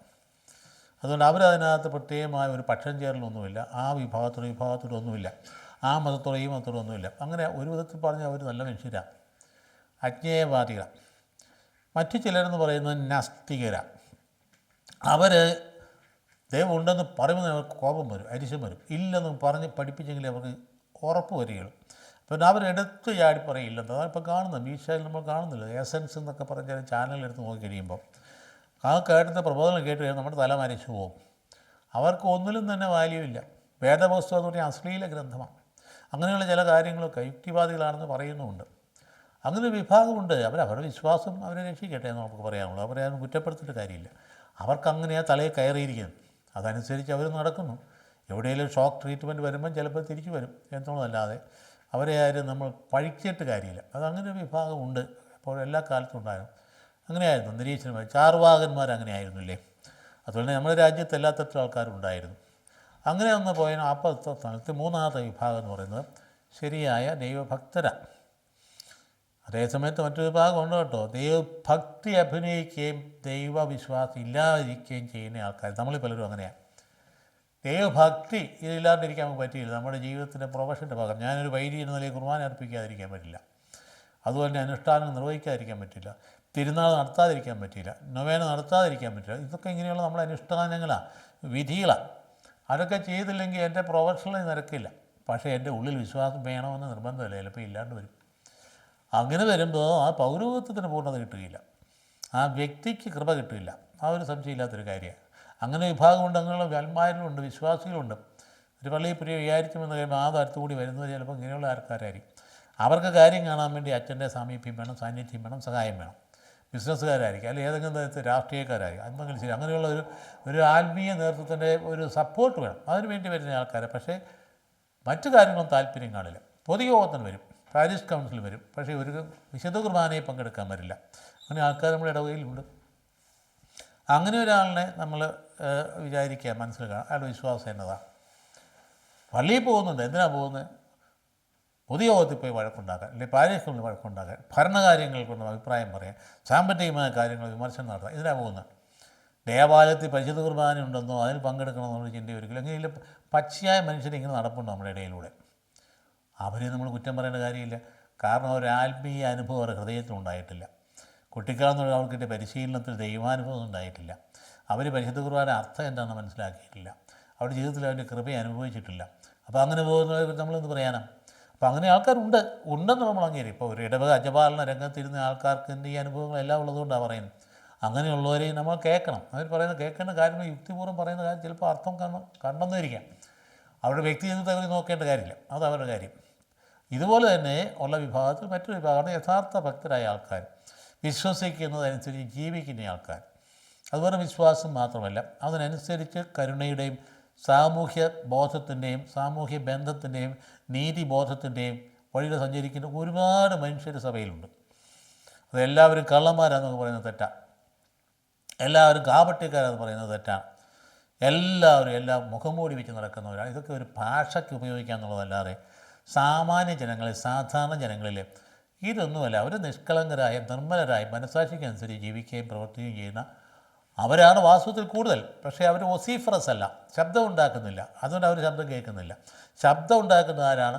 ഈ നെഗറ്റീവായിട്ടുള്ള ആൾക്കാർ. അവരെ ശബ്ദം ഉണ്ടാക്കുള്ളൂ, അവരുടെ ശബ്ദമായിരിക്കും പുറത്ത് കേൾക്കുന്നു. ഈ സഭയെക്കുറിച്ച് പറയുമ്പോൾ ഇങ്ങനെ മനസ്സിലാക്കണം, സഭയിൽ വിശ്വാസം കുറഞ്ഞു പോകുന്നു, അങ്ങനെയാണ് ഇങ്ങനെയാണെന്നൊക്കെ പറയുന്നവരെ സൂക്ഷിച്ച് നോക്കുക. അവരെയാണ് സൂക്ഷിക്കേണ്ടത്. ഇവർക്ക് വിശ്വാസമില്ലെന്നുള്ള യാഥാർത്ഥ്യം. സഭയിൽ വിശ്വാസമുണ്ട്, അതുകൊണ്ട് അതിപ്പോൾ സജീവമായി നിൽക്കുന്ന, എന്നിട്ട് മറ്റുള്ളവർ സഭയ്ക്കെതിരായിട്ടുള്ള ആർക്കും എടുത്ത് ആരോപിക്കണം. ഇത് ആരോപണങ്ങളാണ്. കണ്ടില്ല യൂറോപ്പിലെ പള്ളികളിലെല്ലാം അടഞ്ഞു കിടക്കും, അതെല്ലാം വിറ്റുകൊണ്ടിരിക്കുക. ഇപ്പോൾ ഈ ഇടയ്ക്ക് പറയുന്നത് അങ്ങനെ വിറ്റുകൊണ്ടിരിക്കുക. എൻ്റെ സഹോദരൻ, യൂറോപ്പിൽ താമസിച്ചിരിക്കുന്നവർക്കറിയാം എന്താ സംഭവിക്കുന്നത്. അവിടെ ആളുകളുടെ എണ്ണം കുറഞ്ഞുള്ളൊരു ഫാക്റ്റ്, മക്കളില്ലെന്നൊരു ഫാക്റ്റ്, അവരനുഭവിക്കുന്ന വരാൻ പോകുന്ന ഭവിഷ്യത്ത് അതൊക്കെ തന്നെയാണ്. രണ്ടാമത്തെ സംഗതി, ഇൻഡസ്ട്രിയൽ പീരീഡുകളിൽ അവർ പട്ടണങ്ങളിലേക്ക് വന്നിരുന്നു. അപ്പം ഗ്രാമങ്ങളിൽ നിന്ന് പട്ടണങ്ങളിലേക്ക് വന്നു. പട്ടണങ്ങളിലേക്ക് വന്നു കഴിഞ്ഞപ്പോൾ ഇപ്പോഴത്തെ ഡെവലപ്മെൻറ്റ് അനുസരിച്ച് അവർ ഫാക്ടറികളും പോകേണ്ട, ഒരിടത്തും പോകേണ്ട, വീട്ടിൽ നിന്ന് ജോലി ചെയ്യാം. വർക്ക് അറ്റ് ഹോം കൊണ്ട് നമ്മുടെ പിള്ളേർ നടക്കുന്ന കളിയല്ലേ. അപ്പോൾ അതുകൊണ്ട് അവർക്ക് ഉള്ള അങ്ങനെ സാഹചര്യം എന്ന് ഇവരെല്ലാം പട്ടണത്തിൽ നേരെ അവർ ജനിച്ച ഗ്രാമങ്ങളിലേക്ക് തിരിച്ചു പോയപ്പോൾ അവർ ഇവിടെ വന്നു കഴിഞ്ഞാൽ പടുത്തുവരുന്ന ബ്രഹ്മാണ്ഡ ദേവാലയം. ഇവിടെ ആൾ കുറഞ്ഞതിൻ്റെ കാര്യം ഇങ്ങനെയൊക്കെയാണ്. ഒന്ന് ബർത്ത് റേറ്റ് കുറഞ്ഞതുകൊണ്ടും മറ്റത് വില്ലേജിലേക്ക് തിരിച്ചു പോയതുകൊണ്ടും ആളങ്ങ് കുറഞ്ഞു പോയി. അല്ല വിശ്വാസം നഷ്ടപ്പെട്ടതൊന്നുമല്ല. വിശ്വാസം നഷ്ടപ്പെട്ടതാണെങ്കിൽ മാർപ്പാപ്പ ചെന്നിടത്ത് കണ്ടില്ലേ, സ്പെയിനിൽ 12 ലക്ഷം പേരാണ് കുർബാനയിൽ പങ്കെടുത്തത്. വിശ്വാസം നഷ്ടപ്പെട്ടതൊന്നുമില്ല. ആൾ കുറഞ്ഞു പോയി കഴിഞ്ഞപ്പോൾ ഈ പറയുന്ന മെയിൻറ്റെയിൻ ചെയ്യാൻ ബുദ്ധിമുട്ട് വന്നു വലിയ ദേവാലയങ്ങൾ. അതേസമയത്ത് അതിൻ്റെ ഉടയവരായ ആൾക്കാർ ഗ്രാമങ്ങളിലേക്ക് പോവുകയും ചെയ്തു. അപ്പോൾ എന്ത് ചെയ്തു? മെയിൻറ്റെയിൻ ചെയ്യാൻ ബുദ്ധിമുട്ടായപ്പോൾ അത് വിറ്റു. അല്ല, വിൽക്കുന്നില്ലെന്ന് ആരും പറയുന്നില്ല. അതിൻ്റെ റീസണിനെ കുറിച്ച് അന്വേഷിക്കുന്നത് അവിടെ ജീവിച്ചിരുന്നവർക്ക് മനസ്സിലാക്കുകയുള്ളൂ. ഇവിടെ പ്രചരണം നടത്താൻ കൊള്ളാം ഭംഗിയായിട്ട്. അയ്യോ അവിടെ എല്ലാം വിശ്വാസം ജയിച്ചിരിക്കുക, അങ്ങനെ എങ്ങനെ വിശ്വാസം ജയിച്ചെങ്കിൽ ഇതുപോലെ ജനം ആർത്തിരമ്പി യേശുവേ യേശുവേ എന്ന് പറഞ്ഞുകൊണ്ട് ലക്ഷക്കണക്കിന് ആൾക്കാർ ഇപ്പോൾ ഇന്ത്യയിൽ തന്നെ പല സംസ്ഥാനങ്ങളും ഇങ്ങനെ വളർന്നു വരുന്നത് എങ്ങനെയാണ്? അതുപോലെ തന്നെ കർത്താവിനെ മുടക്കിയിരിക്കുന്നത്, ഈശോയുടെ നാമം പറയാൻ അനുവാദമില്ലാത്ത സ്ഥലങ്ങളിൽ എങ്ങനെയാണ് ഇങ്ങനെ ഇത്രയും അഹമഹമിക്കുക എന്ന് പറഞ്ഞുകൊണ്ട് ഇറാനിലൊക്കെ 10-15 ലക്ഷത്തോളം ഭയങ്കരമായി ഇപ്പോൾ നടക്കാൻ പോകില്ലേ. അത് മരിച്ച അല്ലെങ്കിൽ വധിക്കപ്പെട്ട ഖുമേനിയുടെ മൃതസംസ്കാരം 6 ദിവസത്തേക്ക് വമ്പൻ ചടങ്ങടക്കുക, ഒരു പ്രചരണ പരിപാടി കൂടിയാണത്. അപ്പോൾ അവിടെയും എത്രയോ ലക്ഷക്കണക്കിന് ആളുകൾ വിശ്വാസം സ്വീകരിച്ച് ക്രിസ്തുവിൻ്റെ വിശ്വാസം സ്വീകരിച്ച് യേശുവിൻ്റെ പിന്നാലെ പോകുന്നു. ഈ പറയുന്ന നിരോധിക്കപ്പെട്ട രാജ്യങ്ങളൊക്കെ ചൈനയിലും അവൻ്റെ പാകിസ്ഥാനിലും അഫ്ഗാനിസ്ഥാനിലും ഒക്കെ പോലും ഈ മഹാപീഡനങ്ങളുടെ നടുവിൽ നൈജീരിയയിലും ഒക്കെ യേശുവിൻ്റെ നാമം വളർന്നു വരുന്നതല്ലാതെ വിളിക്കപ്പെടുന്നതല്ലാതെ കുറഞ്ഞു പോകുന്നില്ല. അത് മനുഷ്യഹൃദയങ്ങൾ സ്പർശിക്കുന്ന ഒരു സത്യമാണ്. അത് പിടിച്ചു നിർത്താനൊന്നും ആർക്കും പറ്റില്ല. അതായത് അത് തിരുവചനം 4 അധ്യായം 12 വാക്യം അപ്പസ്തോല നടപടികൾ എന്താ പറഞ്ഞിരിക്കുന്നത്? മറ്റൊരുവനും രക്ഷയില്ല ആകാശത്തിന് കീഴിലെ മനുഷ്യൻ്റെ ഇടയിൽ യേശു എന്ന നാമമില്ലാതെ മറ്റൊരു നാമം വയ്ക്കപ്പെട്ടിട്ടില്ല എന്നുള്ള സത്യം പരമസത്യം പ്രഘോഷിക്കാൻ നമ്മൾ ബാധ്യസ്ഥരാണ്. അപ്പോൾ അതുകൊണ്ട് അതിൻ്റെ ഇഫക്റ്റ് ഇങ്ങനെ വന്നുകൊണ്ടിരിക്കുന്നു. അതുകൊണ്ട് ഇവിടെ കിടന്ന് ഇങ്ങനെ നിയമഭേദഗതി വരുത്തി FCR നിയമം കൊണ്ടുവന്നു, അതിൻ്റെ ചട്ടം കൊണ്ടുവന്നു, ഇവരെല്ലാം പിടിച്ച് കേട്ടാൽ ആരെങ്കിലും വ്യാമോഹിക്കുന്നത് അത് തെറ്റാണ്, നടക്കാൻ പോകുന്ന കാര്യമല്ല. കാരണം അതേ ഒന്നും ആശ്രയിച്ച് നിൽക്കുന്നതല്ല യേശുവിൻ്റെ സാന്നിധ്യം എന്ന് പറയുന്ന സംഗതി, ദൈവസന്നിധി. അപ്പോൾ നമ്മൾ പറഞ്ഞു വരുന്ന പ്രധാനപ്പെട്ട കാര്യം എന്ന് പറയുന്നത് ഇവിടെ ഇവർ ആ സാഹചര്യത്തെ അതിജീവിച്ച് പോകുന്ന സന്ദേശം നമുക്ക് നൽകുന്നത്.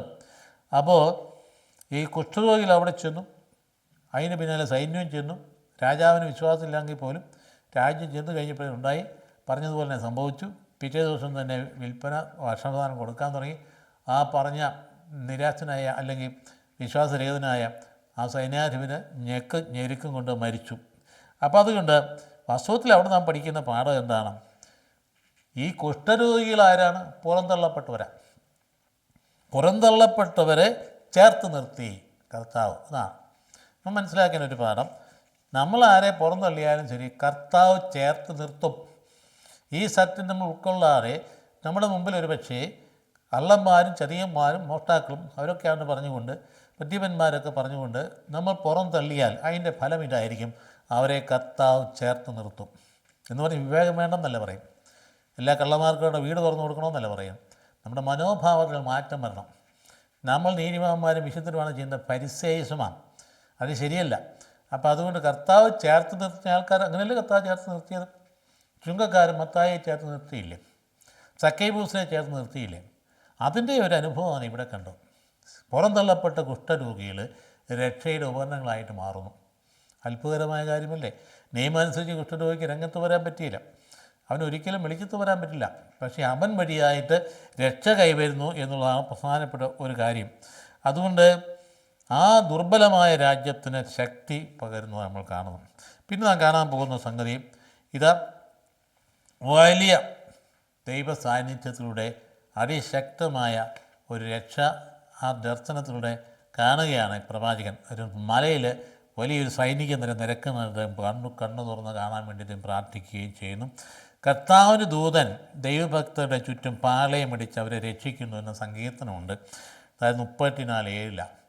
കർത്താവിൻ്റെ ദൂതന് ദൈവഭക്തരുടെ ചുറ്റും പാളയമടിച്ച് അവരെ രക്ഷിക്കുന്നു. സങ്കീർത്തനം 34:7. ഇപ്പോൾ ഭയങ്കര പ്രതിസന്ധി വരിക നമ്മുടെ ജീവിതത്തിൽ, അല്ലെങ്കിൽ സമൂഹത്തിൻ്റെ ജീവിതത്തിൽ, അല്ലെങ്കിൽ സഭയുടെ ജീവിതത്തിൽ പ്രതിസന്ധി വരിക. നമ്മൾ തളരുമോ? തളരരുത്. കാരണം അവിടെ നമ്മൾ എന്തായി പ്രകോപിച്ചുകൊണ്ടിരിക്കുന്നത്? ഭൗതിക കാര്യങ്ങളല്ലല്ലോ, ദൈവരാജ്യമല്ലേ. ദൈവരാജ്യത്തിൽ ആരാ ഉള്ളത്? കർത്താവ് പറഞ്ഞില്ല എൻ്റെ രാജ്യം ഐഹികമല്ല എന്ന്. ഐഹികമല്ലാത്ത കാര്യങ്ങൾ പറയുമ്പം ഐഹികമല്ലാത്ത പിന്തുണയും സംരക്ഷണവും വരും. അതായത് പറഞ്ഞത് കർത്താവിൻ്റെ ദൂതൻ ദൈവഭക്തരും ചുറ്റും പാളയമടിച്ചവരെ നയിക്കുന്നു എന്ന്. അപ്പോൾ പുറന്തള്ളിയവരുണ്ടല്ലോ, പുറന്തള്ളപ്പെട്ട കുഷ്ഠരോഗി എന്ന് പറഞ്ഞ് പുറന്തള്ളപ്പെട്ട സന്തോഷത്തിലായിട്ട് തിരിച്ചു വരുന്നത് നമ്മളവിടെ കാണുന്നത്. അപ്പോൾ അതുകൊണ്ട് അവരിൽ പോലും എന്ത് നന്മയുണ്ടായിരുന്നവരെ കണ്ടില്ലേ? അവർ പഠിച്ച് തൃപ്തരായപ്പോൾ അവരെ ചിന്തിച്ചത് അയ്യോ രാജാവിൻ്റെ എന്ന് പറയണം, അല്ലെങ്കിൽ രാജ്യദ്രോഹമാണ്, രാജ്യം മുഴുവൻ പട്ടിണിയാണ്. അപ്പോൾ ഈ പങ്കുവയ്ക്കണം നമുക്ക്. അപ്പോൾ പങ്കുവയ്ക്കൽ എന്നുള്ള മനോഭാവം ആത്മാവിൽ നിന്ന് കടന്നു വരുന്നതാണ്, ദൈവവിശ്വാസത്തിന് കടന്നു വരുന്നതാണ്. അപ്പോൾ അപ്പമില്ലാത്തവരുമായിട്ട് പങ്കുവയ്ക്കാൻ ഈ കുഷ്ഠരോഗികൾ താല്പര്യപ്പെട്ടു എന്നുള്ളത് അസാധാരണമായ ഒരു കാര്യം. അപ്പോൾ രോഗികളായിട്ട് പുറത്താക്കി വെച്ചിരുന്ന മനുഷ്യൻ്റെ ഹൃദയത്തിൽ ദൈവികത ഉണ്ടായിരുന്നു. ഈ ഒരു സംഭവം കഴിഞ്ഞ് ഉടനെ അറിയാൻ പോകുന്നത് നമ്മൾ വായിക്കാൻ പോകുന്ന ഭാഗം, ശൂനേംകാരി സ്ത്രീ. ഈ പ്രവാചകന് കരുണയുള്ള ആളായിരുന്നു, കരുണയുടെ പ്രവാചകനാണ്. ശൂനേംകാരിക്ക് ആ കുട്ടിക്ക് ജന്മം നൽകി, ആ കുട്ടിയെ ജനിച്ച് കുട്ടി കഴിയുമ്പോൾ അത് മരിച്ചു കഴിഞ്ഞപ്പോൾ അതിനെ ഉയർപ്പിച്ച് ജീവൻ കൊടുത്തയാളാണ് പ്രവാചകൻ എന്ന് പറയുന്നത്. അദ്ദേഹത്തിന് അവരോട് കൺസേൺ ഉണ്ടായിരുന്നു. അപ്പോൾ അദ്ദേഹത്തിന് പരിചരിക്കാൻ വേണ്ടി മുറി തന്നെ സജ്ജമാക്കി എല്ലാം ക്രമീകരിച്ച് കൊടുത്തിരുന്നുകൊണ്ട് മുൻകൂട്ടി അവളോട് പറഞ്ഞു, ക്ഷാമം വരാൻ പോവാണ് കേട്ടോ, നീ ഇവിടെ നിൽക്കേണ്ട പൊക്കോ. അവൾ അവിടെ തന്നെ ആയിരുന്നു, അവിടെ നിന്ന് പോയി. അവർ ഫിലിസ്തീയ രാജ്യത്തിൽ പോയി ആ നാട്ടിൽ പോയിട്ട് 7 വർഷത്തോളം അവിടെ സുഖമായിട്ട് പട്ടിണിയില്ലാതെ ജീവിച്ചു. പക്ഷെ അവർ തിരിച്ചു വരിക. തിരിച്ചു വരുമ്പോൾ ഉണ്ടല്ലോ, ഇട്ടേച്ച് പോയതൊക്കെ തിരിച്ച് കിട്ടണ്ടേ. ആ തിരിച്ച് കിട്ടാനായിട്ട് രാജാവിൻ്റെ അടുത്ത് വരുമ്പോൾ രാജാവിൻ്റെ അടുത്ത് നിന്നുകൊണ്ട് രാജഭൃത്യൻ പറഞ്ഞു കൊടുക്കുകയാണ്, ഇവൾക്ക് വേണ്ടി ഈ പ്രവാചകൻ ചെയ്തതെല്ലാമാണ് എന്ന്. ഇവളുടെ കുട്ടിയെയാണ് ജീവിപ്പിച്ചത്, ഇവളെയാണ് സംരക്ഷിച്ചത് എന്ന് പറഞ്ഞുകൊണ്ട് ഇപ്പോൾ രാജാവിന് വന്നു. അപ്പോൾ ആരാണ് ഈ പ്രവാചകൻ? അതുകൊണ്ട് ഇവൾ വന്ന് ആവശ്യപ്പെട്ട് എൻ്റെ ആ സ്ഥലവും എൻ്റെ വീടും ആ കാര്യങ്ങളെല്ലാം എനിക്ക് തിരിച്ചു കിട്ടണം. അന്നേരത്തേക്കും പ്രവാചകനെക്കുറിച്ച് ശരിയായ ധാരണ കിട്ടി. രാജാവ് കൽപ്പന ഇട്ടു, അവൾക്കെല്ലാം തിരിച്ചു കൊടുത്തു. അതാണ് പിന്നെ മറ്റൊരു സംഗതി. അതുകൊണ്ട് ദേശത്തിൻ്റെ ഫലപുഷ്ടി എന്ന് പറഞ്ഞ് പിന്നീട് സാവധാനം ഉണ്ടാകുന്നതാണ്. അവർക്ക് വിശ്വാസമനുസരിച്ച് ദേശത്തിൻ്റെ ഫലപുഷ്ടി ദൈവം നൽകുന്ന മഴയെ ആശ്രയിച്ചാണ് ഇരിക്കും. മഴ പിൻവലിക്കുക. അങ്ങനെ ഏലിയ പ്രവചനത്തിൽ 3 വർഷത്തേക്ക് ഇവിടെ മഴ പെയ്യില്ലെന്ന് പറയും. ആ മഴ നഷ്ടപ്പെട്ട് കഴിഞ്ഞപ്പോൾ വരൾച്ചയുണ്ടായി. വരൾച്ചയുണ്ടായപ്പോൾ രാജാവ് പരിഭ്രാന്തനായി. ഇയാൾ എവിടാന്ന് വെച്ച് അന്വേഷണം നടത്തിയപ്പോഴാണ് കാർമൽ വരാൻ പറഞ്ഞത്. കാർമൽ മലയിലേക്ക് വാ, നിങ്ങൾ ഈ ആരാധിക്കുന്ന ആ ബാലിൻ്റെ പുരോഹിതരുമായിട്ട് അങ്ങോട്ട് വന്നേ, ഞാനും വരാം, അവർ ബലിയർപ്പിക്കട്ടെ. പക്ഷേ ഒരു കാര്യം, ബലി സ്വീകരിക്കുന്നൊരു അടയാളമായി അഗ്നി ഇറങ്ങി ബലിയർപ്പിക്കുന്ന എടുത്ത് സ്വീകരിക്കുന്ന ആണെന്നാണെങ്കിൽ ആ ദൈവത്തെ വിശ്വസിക്കണം. അപ്പോൾ ജനം പറയും, അയ്യോ അതൊരു നല്ല കാര്യം, അങ്ങനെ ചെയ്യുക. അങ്ങനെ ബാക്കി കാര്യം ഞാൻ വിശദീകരിക്കും, നിങ്ങൾക്കറിയാവുന്ന കാര്യം തന്നെയാണ്. എന്തായാലും ശരി, ഈ ക്ഷാമത്തിലൂടെ വാസ്തവത്തിൽ ദൈവം ഉദ്ദേശിക്കുന്ന മാനസാന്തരമാണ്. കുറേ ആളുകളെങ്കിലും മാനസാന്തരപ്പെടും. നമ്മുടെ ജീവിതത്തിൽ ഇല്ലായ്മ വരുമ്പോൾ ഓർത്തോടും അപ്പോൾ നമ്മൾ ദൈവത്തിലേക്ക് തിരിയുന്നുണ്ടല്ലോ. അങ്ങനെയാണല്ലോ നമ്മുടെ പണ്ട് പഴയ രീതി, നമ്മുടെ ജീവിത രീതി വേണ്ടത്. ഒന്ന് വെച്ച് നോക്കുകയും എന്തൊരു ജീവിത ക്ലേശങ്ങൾ നമ്മുടെ കാരണവന്മാർ പോയിരുന്നത്, അല്ലെങ്കിൽ അവരുടെ കാരണവന്മാർ പോയിരുന്നത്. ആ കാരണവന്മാർ എന്തുമാത്രം കഷ്ടതകളിലും ഭയങ്കരമായ നഷ്ടബോധങ്ങളിലും ഒരുപാട് രോഗങ്ങളിലും വിഷമതകളിലും ഒക്കെ ഈ മക്കൾ ഒന്നും രണ്ടൊന്നുമില്ല 8ഉം 10ഉം എണ്ണത്തെ വളർത്തിയെടുത്തില്ലേ. എത്രമാത്രം വലിയ ക്ലേശത്തിലൂടെയായിട്ട് അവർ വളർത്തിയെടുത്തത്. നട്ടൽ മുറിയെ പണിതിട്ടാണ്, കഷ്ടപ്പെട്ട് വല്യമ്മയും കൂടി പറമ്പിൽ കിടന്ന് പണിതിട്ടാണ് ഭക്ഷണത്തിന് വകയുണ്ടാക്കിക്കൊണ്ട് ഇത്രയും കൊച്ചുങ്ങളെ പഠിപ്പിക്കുകയും വളർത്തിയെടുക്കുകയും ചെയ്യുന്ന കാര്യം നമ്മൾ ഓർക്കാറുണ്ടോ?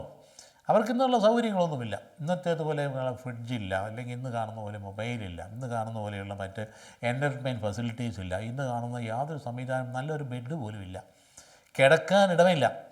ഉള്ള പിള്ളേരെല്ലാം കൂടി ഒരു മുറിക്കകത്ത് ഇങ്ങനെ അടിക്കി കിടക്കുകയാണ്. അങ്ങനെയുള്ള സാഹചര്യമായിരുന്നില്ലേ നമ്മൾ? എന്നാൽ ഇത്രമാത്രം സാമ്പത്തിക സൗകര്യം ഉണ്ടായതും അതിയായില്ലല്ലോ. ഇതൊന്നും ഓർക്കേണ്ടത് ആവശ്യമല്ലേ? അന്നുണ്ടായിരുന്നപ്പോൾ അവരെന്താ ചെയ്തത്? നമ്മുടെ കാരണവന്മാരെ അവർ ദൈവത്തിൽ ആശ്രയിച്ചു, കൈകൾ വിരിച്ച് പിടിച്ച് പ്രാർത്ഥിച്ചു. എന്തിനാണ് പ്രാർത്ഥിച്ചത്? മഴക്കാറ് കാണുമ്പോൾ പ്രാർത്ഥിക്കും, അയ്യോ മഴ പെയ്താൽ നമ്മൾ കൊടിയുടെ ചരടെല്ലാം തട്ടിപ്പോവും എന്ന് പറയും. അല്ലെങ്കിൽ കപ്പ വാട്ടിയിട്ടിരിക്കും, അയ്യോ അത് നനഞ്ഞു പോകും. അവർ പ്രാർത്ഥിച്ചു. അവരെപ്പോൾ ദൈവാശ്രയം എപ്പോഴും ഉണ്ടായത്? അവരുടെ ജീവിതത്തിൻ്റെ ഇല്ലായ്മകളിൽ ഉണ്ടായത്. അവരെ നമ്മിലേക്ക് പകർന്നത്. ഇപ്പം പ്രതിസന്ധികളിൽ അവർ തകർന്നോ? ഇല്ലല്ലോ. ആത്മഹത്യ ചെയ്തോ? ഇല്ലല്ലോ. ആത്മഹത്യ ചെയ്യാൻ പ്രേരണയുണ്ടായോ? ഒന്നുമില്ലല്ലോ. അവരുടെ ജീവിതത്തിൻ്റെ വ്യത്യാസം എന്തൊരു വ്യത്യാസമായിരുന്നു. അതിനുശേഷമല്ലേ അവരുടെ പ്രാർത്ഥന വഴിയായി, അവരുടെ അധ്വാനം വഴിയായിട്ട് രാജ്യത്തിൻ്റെ ക്രമാനുഗതമായ പുരോഗതിയുടെ ഫലമായി, ശാസ്ത്രീയമായ വികസനം വഴിയായി, രാജ്യത്തിൻ്റെ വികസന പദ്ധതിയുടെ ഫലമായി, പഞ്ചവത്സര പദ്ധതികൾ ഫലമായി പടിപടിയായിട്ട് അടിമത്തത്തിൽ കിടന്ന രാജ്യം ഉണർന്നില്ലേ? ആലോചിച്ച് നോക്കിയാൽ നമ്മുടെ ഏജ് ആവറേജ് എന്തായിരുന്നു? ഇൻഡിപെൻഡൻസ് 1947 35ആയിരുന്നു. 35ആയിരുന്ന ഏജ് ആവറേജാണ് ഇപ്പോൾ 80ലേക്ക് 73ലേക്ക് വന്നിരിക്കും. സ്ത്രീകളുടെ 80ഉം പുരുഷന്മാർ 73. ആലോചിച്ച് എന്തൊരു ഭയങ്കര വളർച്ച നമുക്കുണ്ടായിരുന്നു. അവിടെ വിദ്യാഭ്യാസം എന്തായാലും ഇന്നത്തെ കാലഘട്ടത്തിൽ 12% നമ്മുടെ സാക്ഷരത എന്ന് പറയും. 1947 ആ 12% ഇപ്പം കേരളത്തെ പോലെ സംസ്ഥാനങ്ങളിലെ 100% ആയില്ലേ? അപ്പോൾ അങ്ങനെ വന്നു കഴിഞ്ഞാൽ സംസ്കാരം വളർന്നു, വിദ്യാഭ്യാസം, സംസ്കാരം പറഞ്ഞ് ഇപ്പോൾ ജോലി സാധ്യത ഉണ്ടായി, അല്ലെങ്കിൽ ഇവിടുന്ന് പുറത്തോട്ട് പോകാനുള്ള കഴിവുണ്ടായില്ലേ? ഇവിടുന്ന് വിമാനം കയറി അങ്ങ് മറ്റ് രാജ്യങ്ങളിൽ ചെല്ലാൻ പോലും നമുക്ക് വിദ്യാഭ്യാസം ഉണ്ടായില്ലേ? അപ്പോൾ അതുകൊണ്ട് അങ്ങനെ ആ വളർച്ചയുണ്ടായത് എന്താണ് നമുക്ക് ബോധ്യമുണ്ടായെങ്കിൽ ആ വന്ന വഴിയെ മറക്കാതിരിക്കും. അപ്പോൾ ദൈവത്തെ സ്തുതിക്കും, ദൈവത്തിന് നന്ദി പറയും. ഞാൻ വന്ന വഴി ഇതാണല്ലോ എന്ന് തിരിഞ്ഞു നോട്ടം. അല്ലാതെ നമ്മുടെ കഴിവ് കൊണ്ടോ പ്രാപ്തി കൊണ്ടോ നമ്മുടെ വലിയ മിടുക്ക് കൊണ്ടോ ഒന്നും വളർന്നതൊന്നും അല്ല ആരും. നമ്മൾ വളർന്നത് ദൈവത്തിൻ്റെ കൃപയിൽ കൂട്ടായ്മയിലൂടെ വളർന്നതാണ്. ആ വളർച്ചയുടെ പിൻപിൽ ദൈവത്തിൻ്റെ കരങ്ങളുണ്ടായി. ആ ഓർമ്മ മനുഷ്യനുള്ളവർക്ക് അവൻ്റെ ജീവിതം മുമ്പോട്ട് തന്നെ പോവും. അപ്പോൾ അവന് ജീവിതത്തിൻ്റെ ക്ഷാമമല്ല, അതിനപ്പുറത്തേക്ക് എന്ത് വന്നാലും ഞാൻ അതിജീവിക്കും. രോഗമായാലും അതിജീവിക്കും. കാരണം അവിടെയും ദൈവത്തെ സ്തുതിക്കും. ഈയിടെ ഒന്നില്ലേ നമ്മുടെ പ്രിയപ്പെട്ട അച്ഛൻ മരിച്ചു പോയില്ലേ, പനച്ചിക്കൽ അച്ഛൻ. അദ്ദേഹം എന്താ അവസാനം പറഞ്ഞു? അദ്ദേഹം എഴുതിയ പാട്ടുകൾ എപ്പോഴും പാടിക്കൊണ്ടിരിക്കുന്ന തിരുനാമ കീർത്തനം പാടുവാനില്ലെങ്കിൽ നാവെനിക്കെന്ന് നാഥ എന്ന് പറഞ്ഞ് അദ്ദേഹത്തിൻ്റെ ഹൃദയത്തിൽ നിന്ന് വരികളല്ലേ. തന്നാലും നാഥ എന്നുള്ള പാട്ടൊക്കെ വന്ന് അദ്ദേഹത്തില്ലേ മരിക്കുന്നതിന് മുമ്പ് എന്നാ പറഞ്ഞത്? എല്ലാവരും കണ്ടില്ലേ? കൃത്യമായിട്ട് ഇപ്പോൾ ചാനലിൽ കാണുന്നുണ്ടല്ലോ. എന്താ പറഞ്ഞത്? ഞാൻ എൻ്റെ രോഗത്തെക്കുറിച്ച് തിരിച്ചറിഞ്ഞത് 4th സ്റ്റേജും കഴിഞ്ഞപ്പോഴാണ്. എന്തൊരു ഭാഗ്യം എന്താ പറയുക. അത് ഫസ്റ്റ് സ്റ്റേജ് അങ്ങനെ അറിഞ്ഞിരുന്നെങ്കിൽ എത്രയോ വർഷങ്ങൾ ഞാൻ കീമോതെറാപ്പിയായിട്ട് നടക്കേണ്ടി വന്നേനെ. ഇതൊന്നും ഉണ്ടായില്ലല്ലോ. ഇപ്പോൾ സംഗതി എനിക്ക് കൃത്യമാണ്. 4th സ്റ്റേജും കഴിഞ്ഞു. ഇനി താമസിച്ച് അധികം ഇല്ല സമയം. അതുകൊണ്ട് എന്താ പറയുന്നത്, ജീസസ് ഹാസ് റിഡീംഡ് മീ എന്ന് പറഞ്ഞ് അവസാനം പറഞ്ഞ് കർത്താവ് എന്നെ റിഡീം ചെയ്തിരിക്കുന്നു, രക്ഷപ്പെടുത്തിയിരിക്കുന്നു. അപ്പോൾ അതിൽ സന്തോഷത്തോടെ ആഹ്ലാദത്തോടെ ആനന്ദത്തോടെ അദ്ദേഹം കടന്നുപോയിട്ട് നമുക്ക് മാതൃകയിൽ ഇതൊക്കെ. അപ്പോൾ അതുകൊണ്ട് ഈ ക്ഷാമം എന്നൊക്കെ പറയുന്ന അനുഭവങ്ങൾ പറയുന്നത് മാനസാന്തര വിളി അങ്ങനെയല്ലേ. മുടിയനായ പുത്രൻ പട്ടിണി കിടന്നപ്പോഴല്ലേ പിതാവിനെക്കുറിച്ച് ചിന്തയുണ്ടായി. പട്ടിണി കിടന്നപ്പോൾ പിതാവ് ചിന്തയുണ്ടായി. അപ്പോൾ സമ്പത്ത് കൂടിക്കഴിയുമ്പം സാമാന്യഗതിയിൽ സംഭവിക്കുന്നത് നമ്മൾ മറക്കും എന്നുള്ളതാണ്. അവിടെ സങ്കീർത്തനം പ്രാർത്ഥിച്ചത്, കർത്താവേ നിന്നെ മറക്കാൻ മാത്രം സമ്പത്തും നിന്നെ വെറുക്കാൻ മാത്രം ദാരിദ്ര്യവും എനിക്ക് തരരുത് എന്ന് പ്രാർത്ഥിച്ചത്. അതുകൊണ്ടാണ്. ഓർത്തോണം, നിന്നെ മറക്കാൻ അവിടെ സമ്പന്നരായ ആൾക്കാരെന്നെ കേൾക്കുന്നുണ്ടെങ്കിൽ ഓർത്തോണേ, നിങ്ങൾ വളർന്ന വഴികളെക്കുറിച്ച് ആത്മവിശ്വാസം ചെയ്തുകൊണ്ട് വിനയം വേണം, ഒപ്പം തന്നെ പങ്കുവയ്ക്കൽ മനോഭാവം വേണം, മക്കളെ അങ്ങനെ പഠിപ്പിക്കുകയും വേണം. അങ്ങനെ പഠിപ്പിച്ചാൽ ശാശ്വതമായി നിലനിൽക്കും. നേരെ മറിച്ച് എനിക്കെല്ലാം ഉണ്ട്, എനിക്ക് ഒരു പരാശ്രയം ആവശ്യമില്ല, എനിക്ക് മറ്റുള്ളവരെക്കൊന്നും ഞാൻ നോക്കേണ്ട കാര്യമില്ല, എനിക്ക് ഒന്നാന്തരം ഭവനമുണ്ട്, നന്നാം വാതിലുണ്ട്, അവിടെ അവരെ ഇവിടെയൊക്കെ വന്ന് ധർമ്മത്തിനൊന്നും വരുന്ന പാടില്ല, ഇവിടെയാണ് ഞാൻ, എനിക്ക് നേരെയില്ല എന്ന് ചിന്തിച്ചാലുണ്ടല്ലോ എപ്പോൾ എട്ടുന്നതിനെ പൊട്ടുമെന്ന് വിചാരിച്ചാൽ മതി. തകർന്ന് തരിപ്പണമാകുന്ന കാര്യം മനസ്സിലാക്കുക. അതാണ് നമ്മൾ പഠിപ്പിക്കുന്നത്. അപ്പോൾ അതുകൊണ്ട് ആഹാരമില്ലാതെ വിഷമിച്ച ആൾക്കാർക്ക് ദൈവം ആഹാരം കൊടുക്കുന്നതാണ് കാണുന്നത്. അതിനുശേഷം അടുത്ത ഘട്ടത്തിൽ നമ്മൾ പെട്ടെന്ന് കിടക്കുകയാണ്. കാരണം എന്ന് പറഞ്ഞാൽ പിന്നെയുള്ള രാജാക്കന്മാർ ഇടപെടില്ല. സിറിയൻ രാജാവ് അവിടെ ഒരു പുതിയ രാജാവ് വരികയാണ്. ഹോറബിൽ വെച്ച് കർത്താവ് ഏലിയായെ ഏൽപ്പിച്ച ദൗത്യയോടെ പൂർത്തിയാക്കണം. ഹസായേലിനെ രാജാവായി വാഴിക്കണം എന്നാണ് അന്ന് പറഞ്ഞിരുന്നത്. പക്ഷേ ഹസായേലിനെ രാജാവായിട്ട് വാഴിക്കാൻ ഏലിയായ്ക്ക് പറ്റിയില്ല. എലീശയാണ് വായിച്ചത്. അതിൻ്റെ പശ്ചാത്തലം മറന്നു വരിക. എന്താ സംഭവിച്ചത്, ആ ബെൻഹാദാദ് എന്ന് പറയുന്ന രാജാവ് അദ്ദേഹത്തിന് വല്ല മിടുക്കനായിട്ടൊക്കെ വന്നു കഴിഞ്ഞു. പക്ഷേ അദ്ദേഹത്തിൻ്റെ അമ്മ ആരായിരുന്നു, യെസബേലിൻ്റെ മകൾ അത്താലിയ. അപ്പോൾ അമ്മ കൊണ്ടുവന്ന എന്താണ്, വിഗ്രഹാര. അപ്പോൾ ആ വിധത്തിൽ അതുകൊണ്ട് ദൈവസന്നിധി തിന്മ പ്രവർത്തിച്ച രാജാക്കന്മാർ നിലയിൽ അദ്ദേഹം വരുന്നത്. അപ്പോൾ അഹസ്യ എന്ന് പറയുന്ന ആൾ മറ്റൊരു രാജാവ് ബെൻഹദാദ് തൻ്റെ രോമവിമുക്തിക്ക് വേണ്ടി എന്നാ ചെയ്തു, ഹസായേലിനെ ഏൽപ്പിച്ച് എലീശയുടെ അടുക്ക ചെല്ലാൻ സമ്മാനങ്ങളുമായി ഹസായേലിൻ്റെ അടുത്ത് ചെല്ലുകയാണ്. അപ്പോൾ അങ്ങനെ പണ്ടിങ്ങനെ അഹസ്യ രാജാവ് ചെയ്തതാണ്. ഞാൻ മരിക്കുമോ ജീവിച്ചിരിക്കുമോ എന്നറിയാൻ വേണ്ടിയിട്ട് ഈ ദൂതനെ പറഞ്ഞയക്കുക. ഹസായേലിനെ പറഞ്ഞയക്കുന്നത്. ഹസായേലിനെ പറഞ്ഞയച്ചു. പ്രവാചകൻ്റെ അടുത്ത് വന്നു. പ്രവാചകൻ ദർശനത്തിൽ കണ്ടു ഇവനടുത്ത രാജാവാണ്, സംശയമൊന്നുമില്ല. പക്ഷേ അവനോ മനസ്സിലായില്ല. ഹസായേൽ പറഞ്ഞിട്ട് ഹസായേലിനോട് പ്രവാചകൻ പറഞ്ഞു വിട്ടു, അതായത് രാജാവിന് രോഗമൊക്കെ ഭേദാകും, പക്ഷേ രാജാവ് നിശ്ചയമായിട്ടും മരിക്കും. ആ വെട്ടിത്തുറന്നങ്ങ് പറഞ്ഞു. ഭയങ്കരമായ ആ ധീരത കണ്ടില്ലേ, വെട്ടിത്തുറന്ന് പറഞ്ഞു. അത് കഴിഞ്ഞ് അദ്ദേഹം ഹസായേലിൻ്റെ മുഖത്ത് നോക്കി ഭയങ്കരമായിട്ട് സങ്കടപ്പെട്ട് കരഞ്ഞു. കാരണം അദ്ദേഹം ഭാവിയിലേക്ക് നോക്കി, ഇവൻ രാജാവായി കഴിയുമ്പം ഒരുപാട് കുരുതികൾ ചെയ്യും. ഗർഭിണിയുടെ വയൽ വളർന്ന കുഞ്ഞുങ്ങളെ കൊല്ലും, പുരുഷന്മാരെയും സ്ത്രീകളെയും വകവരുത്തും. അവൻ ചെയ്യാൻ പോകുന്ന കണ്ടുകൊണ്ട്, കാരണം അവൻ അന്നത്തെ ഭാവനയിലൊന്നുമില്ല, പക്ഷേ പ്രവാചകൻ ദർശനത്തിൽ കാണുക തീർച്ചയായും അവൻ മരിക്കും എന്ന് പറഞ്ഞിട്ട് അതിൻ്റെ രണ്ടാം ഭാഗം ഹസായേലിന് ഒരു നിർദ്ദേശം പോലെയാണ്. എന്നാ സംഭവിച്ചാൽ അവിടെ ചെന്നു. എന്നാ സംഭവിച്ചു, ഹസായേലിനെ ദീർഘനേരം നോക്കി എന്നിട്ട് ഏഷ്യയിൽ കരഞ്ഞപ്പോൾ, അങ്ങ് എന്തിനാണ് ഇങ്ങനെ കരഞ്ഞെന്ന് ചോദിച്ചപ്പം, അതായത് നീ ചെയ്യാൻ പോകുന്ന ക്രൂരതയെ ഓർത്ത് ഞാൻ കരയുകയാണെന്ന് പറയും. അയ്യോ അത് ഞാൻ എന്നാ ചെയ്യാൻ, ഞാൻ പാവമില്ല. അല്ലല്ല, നീ രാജാവാകും, പിന്നെ യാതൊരു സംശയമില്ല. അപ്പോൾ എന്നാ സംഭവിക്കുന്നത്, അവിടെ ചെന്ന് കഴിഞ്ഞിട്ട് ഈ രാജാവിൻ്റെ അടുത്ത് ചെന്നിട്ട് സത്യമെല്ലാം പറഞ്ഞു മരിക്കുമെന്ന് പറഞ്ഞാൽ അന്ന് അവൻ തന്നെ രാത്രിയിൽ ഒരു പുതപ്പ് വെള്ളത്തിൽ മുക്കിയിട്ട് രാജാവിനെ മൂടിയിട്ട് ഞെക്കി അവനങ്ങ് വധിച്ചു. പിറ്റേ ദിവസം രാജാവ്, അത് പ്രവചന പൂർത്തീകരണമായിരുന്നു. അപ്പോൾ അങ്ങനെ സംഭവിച്ചു ആ കപ്പം. അതുകൊണ്ട് അവൻ്റെ ക്രൂരത കണ്ടുകൊണ്ടാണ് പറഞ്ഞത്. അങ്ങനെയാണ് ആ സംഭവം നമ്മൾ പെരിയാഭാവം വായിക്കുമ്പോൾ ഓർത്തോണം. അതിനകത്തെ പ്രധാനപ്പെട്ട കാര്യം എന്താണ്, ഈ മനുഷ്യൻ, ഈ രാജാക്കന്മാരൊക്കെ ദൈവവിശ്വാസികളായിരുന്നില്ല, അല്ലെങ്കിൽ വിഗ്രഹാരാധന വിചാരിച്ചവരാണ്. അവർക്ക് കിട്ടേണ്ട ശിക്ഷയാണ് അവിടെ കിട്ടിയിരിക്കുന്നത്. അതുപോലെ തന്നെ യഹോശാഫാത്തിൻ്റെ മരണശേഷം പുത്രൻ യഹോറാം ഭരണമേൽക്കുകയാണ്. യഹോറാം എന്ന പേരിൻ്റെ അർത്ഥം എന്ന് പറഞ്ഞാൽ യാവേ അത്യുന്നതനാണ്. യോറാം എന്ന് പറഞ്ഞാൽ അത് തന്നെയാണ് അർത്ഥം. അപ്പോൾ അതുപോലെ തന്നെ ഇതായും അഹല്യ എന്ന് പറയുന്ന യെസബേലിൻ്റെ മകളായ അത്താലിയയാണ് ഇവിടെയും സ്വാഭാവികമായിട്ട് നമ്മൾ വരുന്നത്, അത്ര പ്രധാനപ്പെട്ട ആളാണ്. അപ്പോൾ അവൻ വന്നപ്പോഴത്തേക്കും വിഗ്രഹാന കടന്നു വന്നപ്പോഴത്തേക്കും രാജ്യത്തിൻ്റെ വ്യക്തമായിട്ടുള്ള ദൃഢത നഷ്ടപ്പെട്ടു. രാജ്യത്തിന് ദൃഢത നഷ്ടപ്പെട്ടു. നമ്മുടെ രാജ്യത്തിൻ്റെ ദൃഢം നിൽക്കണമെങ്കിൽ എങ്ങനെ വേണം? ഇവിടെയുള്ള സർവ്വവിഭാഗങ്ങളെയും പരിഗണിച്ച് ഒറ്റക്കെട്ടായി കൊണ്ടുപോകുന്ന നേതൃത്വം ഉണ്ടാകണം. ആരെങ്കിലും ഏതെങ്കിലും വിഭാഗത്തിൽ ഏതൊരു വിഭാഗത്തിനെതിരായിട്ട് പോയാലും അത് നാശമാണ്, സംശയമില്ല. ഇന്നിപ്പോൾ കേരളത്തിലാണെങ്കിലും ധരിച്ചു വെച്ചിട്ട് പലപ്പോഴും ചില ടോക്കം കേട്ട് കഴിയുമ്പോൾ വിഭാഗീയതയും വിദ്വേഷവും വർഗീയതയും ഭയങ്കര കൂലം കുത്തി പായുന്നൊരു അന്തരീക്ഷം ഉണ്ടാകുന്നത് തെറ്റാ. അത് തിരുത്താൻ വേണ്ടി ഒരു വിഭാഗത്തെ മാറ്റി നിർത്താൻ പാടില്ല. ഒരു രാജ്യം ഭംഗിയായിട്ട് പോകുന്നെങ്കിൽ അതിനകത്ത് ഏറ്റവും പാവപ്പെട്ടവന് സുരക്ഷിത ബോധം ഉണ്ടെങ്കിൽ മാത്രമേ ആ രാജ്യം ദൃഢമായി എന്ന് പറയാൻ പറ്റൂ. ഏറ്റവും പാവപ്പെട്ടവനും എളിയവനും നിവൃത്തിയില്ലാത്തവനും സുരക്ഷിതത്വ ബോധം കൊടുക്കുന്ന ഒരു ഭരണകൂടം ഉണ്ടെങ്കിൽ ആ രാജ്യം നിലനിൽക്കും. നേരെ ചില വിഭാഗങ്ങൾക്ക് വേണ്ടി നിലനിൽക്കുകയും മറ്റു വിഭാഗങ്ങൾ അടിച്ചമർത്തുകയും ചെയ്യുന്ന രീതിയാണ് പോകുന്നതെങ്കിൽ അത് വിള്ളലുണ്ടാക്കുക മാത്രമല്ല, അത് തകർന്നു പോകുന്നുള്ള ഒരു സംശയമില്ല, നിലനിൽക്കില്ല. അത് ചരിത്രം എന്താ നമ്മളെ പഠിപ്പിക്കുന്നത്, നമ്മൾ മനസ്സിലാക്കണം. ഇവിടെ സംഭവിച്ചെന്നാണ് ഭയങ്കരമായി ഏദോമിൻ്റെ കലാപം ഉണ്ടായി. ഏദോംകാർ പണ്ട് ആഹാബിൻ്റെ കാലഘട്ടത്തിൽ അവരുടെ കീഴെ കഴിഞ്ഞിരുന്ന ആളാണ്, കപ്പം കൊടുത്തിരുന്ന ആളാണ്. ആഹാബ് മരിച്ചു കഴിഞ്ഞപ്പോഴേ അവരുടെ വിധം മാറി, അവർ സ്വതന്ത്രമായിട്ട് പ്രഖ്യാപിച്ചു. അതുപോലെ തന്നെ ലിബ്ന എന്ന് പറയുന്ന പട്ടണം, അവിടെ ആൾക്കാർ നേരെ രാജാവിനെതിരായിട്ട് ഭയങ്കരമായ രീതിയിൽ അവർ പ്രതിഷേധ സ്വരം ഉണ്ടായി. അപ്പം ഇവിടെ വന്നിരിക്കുന്ന രാജാവ് യഹോദാബ് എന്ന് പറയുന്ന വ്യക്തി അതുകാരം സ്വന്തം സഹോദരനെ വധിച്ച രാജാവാണ്. അതോ ഏതായാലും ശരി, ഇതിനകത്ത് അനുഭവിക്കാൻ പോകുന്നത് തിന്മയ്ക്ക് പകരമായ ശിക്ഷയാണ്. ഏതോമിന് അവർ സ്വതന്ത്രരായിട്ട് അങ്ങ് പോയി. അന്നേരത്തോടുകൂടി സാമ്പത്തിക നഷ്ടം വന്നങ്ങ് ഒടിഞ്ഞുകൂടി. കാരണം അവർ കപ്പം തന്നുകൊണ്ടിരുന്ന കപ്പം കൊടുത്തുകൊണ്ടിരുന്ന സാമ്പത്തിക നഷ്ടം വന്നു. അപ്പോൾ എന്നാ ചെയ്തു? ആ സമയത്ത് എല്ലാ തരത്തിലും ആ നഷ്ടമുണ്ടായപ്പോഴാണ് ഇവരെ അവിശ്വസ്തതയെ ചൊല്ലി ആ ബെദുവിൻ വിഭാഗത്തിൽപ്പെട്ടൊരു വിഭാഗം നേരെ എതിരായിട്ട് വരിക. അതായത് വിശ്വാസം ക്ഷയിച്ചു കഴിഞ്ഞാൽ എല്ലാ ഭാഗത്തു നിന്നും ആരെയ ശക്തികൾ കടന്നുകൊണ്ട് ആക്രമിക്കും. ബെദുവിൻ വിഭാഗത്തിൽപ്പെട്ട് വന്നു. അവരെന്നാ ചെയ്തു? അപ്പോഴത്തേക്ക് രാജാവ് രോഗിയെ ഉദരരോഗം ബാധിച്ചു. ഉദരരോഗം ബാധിച്ചു തന്നെയല്ല, അദ്ദേഹം മരിച്ചു.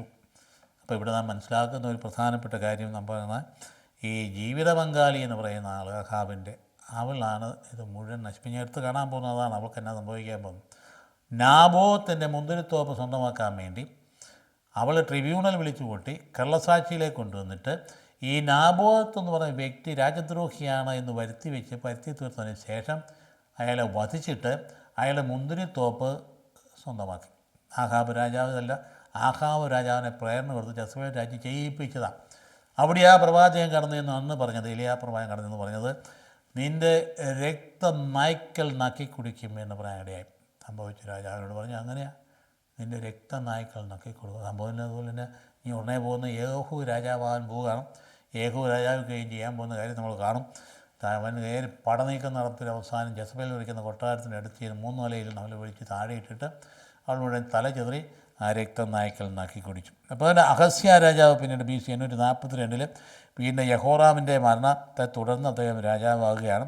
പക്ഷേ 21ാമത് രാജാവായി. പക്ഷേ ഏതാനും മാസങ്ങളെ അദ്ദേഹം ഭരിച്ചുള്ളൂ. അതുപോലെ തന്നെ അത്താലിയ, മാതാവ് അത്താലിയയുടെ സാധനം അയലിൽ ഉണ്ടായിരുന്നു. അപ്പോൾ അയാൾ ആഹാബിൻ്റെ മാർഗ്ഗത്തിൽ നമ്മളിവിടെ അവസാനിപ്പിക്കുകയാണ്. ഇവിടെയൊക്കെ നാം തിരിച്ച് ചിന്തിക്കുമ്പോഴത്തേക്ക് ഓരോ സംഭവം എടുത്ത് കാണുമ്പം നമ്മൾ അതിനകത്ത് സന്ദേശമാണ് എടുക്കേണ്ടത്. ഇത് എങ്ങനെയാണോ സംഭവിച്ചതെന്ന് അന്വേഷിക്കാതെ വിശുദ്ധ ഗ്രന്ഥകാരന്മാർ ദൈവനിവേദിതരാണ്. അവരെഴുതി വെക്കുന്നതിന് വേണ്ടിയാണ്. ഇത് വായിക്കുന്ന ആൾക്കാരിൽ ആത്മീയമായ ഉണർവുണ്ടാകണം, ചൈതന്യമുണ്ടാകും. അതാണ് ഏറ്റവും പ്രധാനപ്പെട്ട ലക്ഷ്യം. അതുകൊണ്ട് ഈ ഭാവമൊക്കെ വായിച്ച് ധ്യാനിച്ച് ഒരിക്കൽ കൂടി വായിച്ചു വിടും. ഈ പേരുകളൊക്കെ ഓർത്തിരിക്കാൻ പ്രയാസമുണ്ട്. രാജാക്കന്മാരുടെ അതുപോലെ സംഭവങ്ങൾ ഓർത്തിരിക്കാൻ പ്രയാസമുണ്ട്. പല പ്രാവശ്യം വായിക്കുമ്പോൾ നമുക്കതിൻ്റെ പിടികിട്ടും. അപ്പം അന്നേരം അതിൻ്റെ നാരായ ബന്ധം, നമ്മൾ കറക്റ്റായിട്ട് ബന്ധം, അതിൻ്റെ കണക്ഷൻ്റെ ചരട് അത് ഉൾക്കൊള്ളാൻ നമുക്ക് സാധിക്കും. ദൈവം അനുഗ്രഹിക്കട്ടെ. കർത്താവ് ഈശോയും കൃപയും പിതാവ് ദൈവത്തിൻ്റെ സ്നേഹവും വിശ്വാസം ഉണ്ടായി ഇപ്പോഴും എപ്പോഴും എന്നേക്കും. ആമേൻ.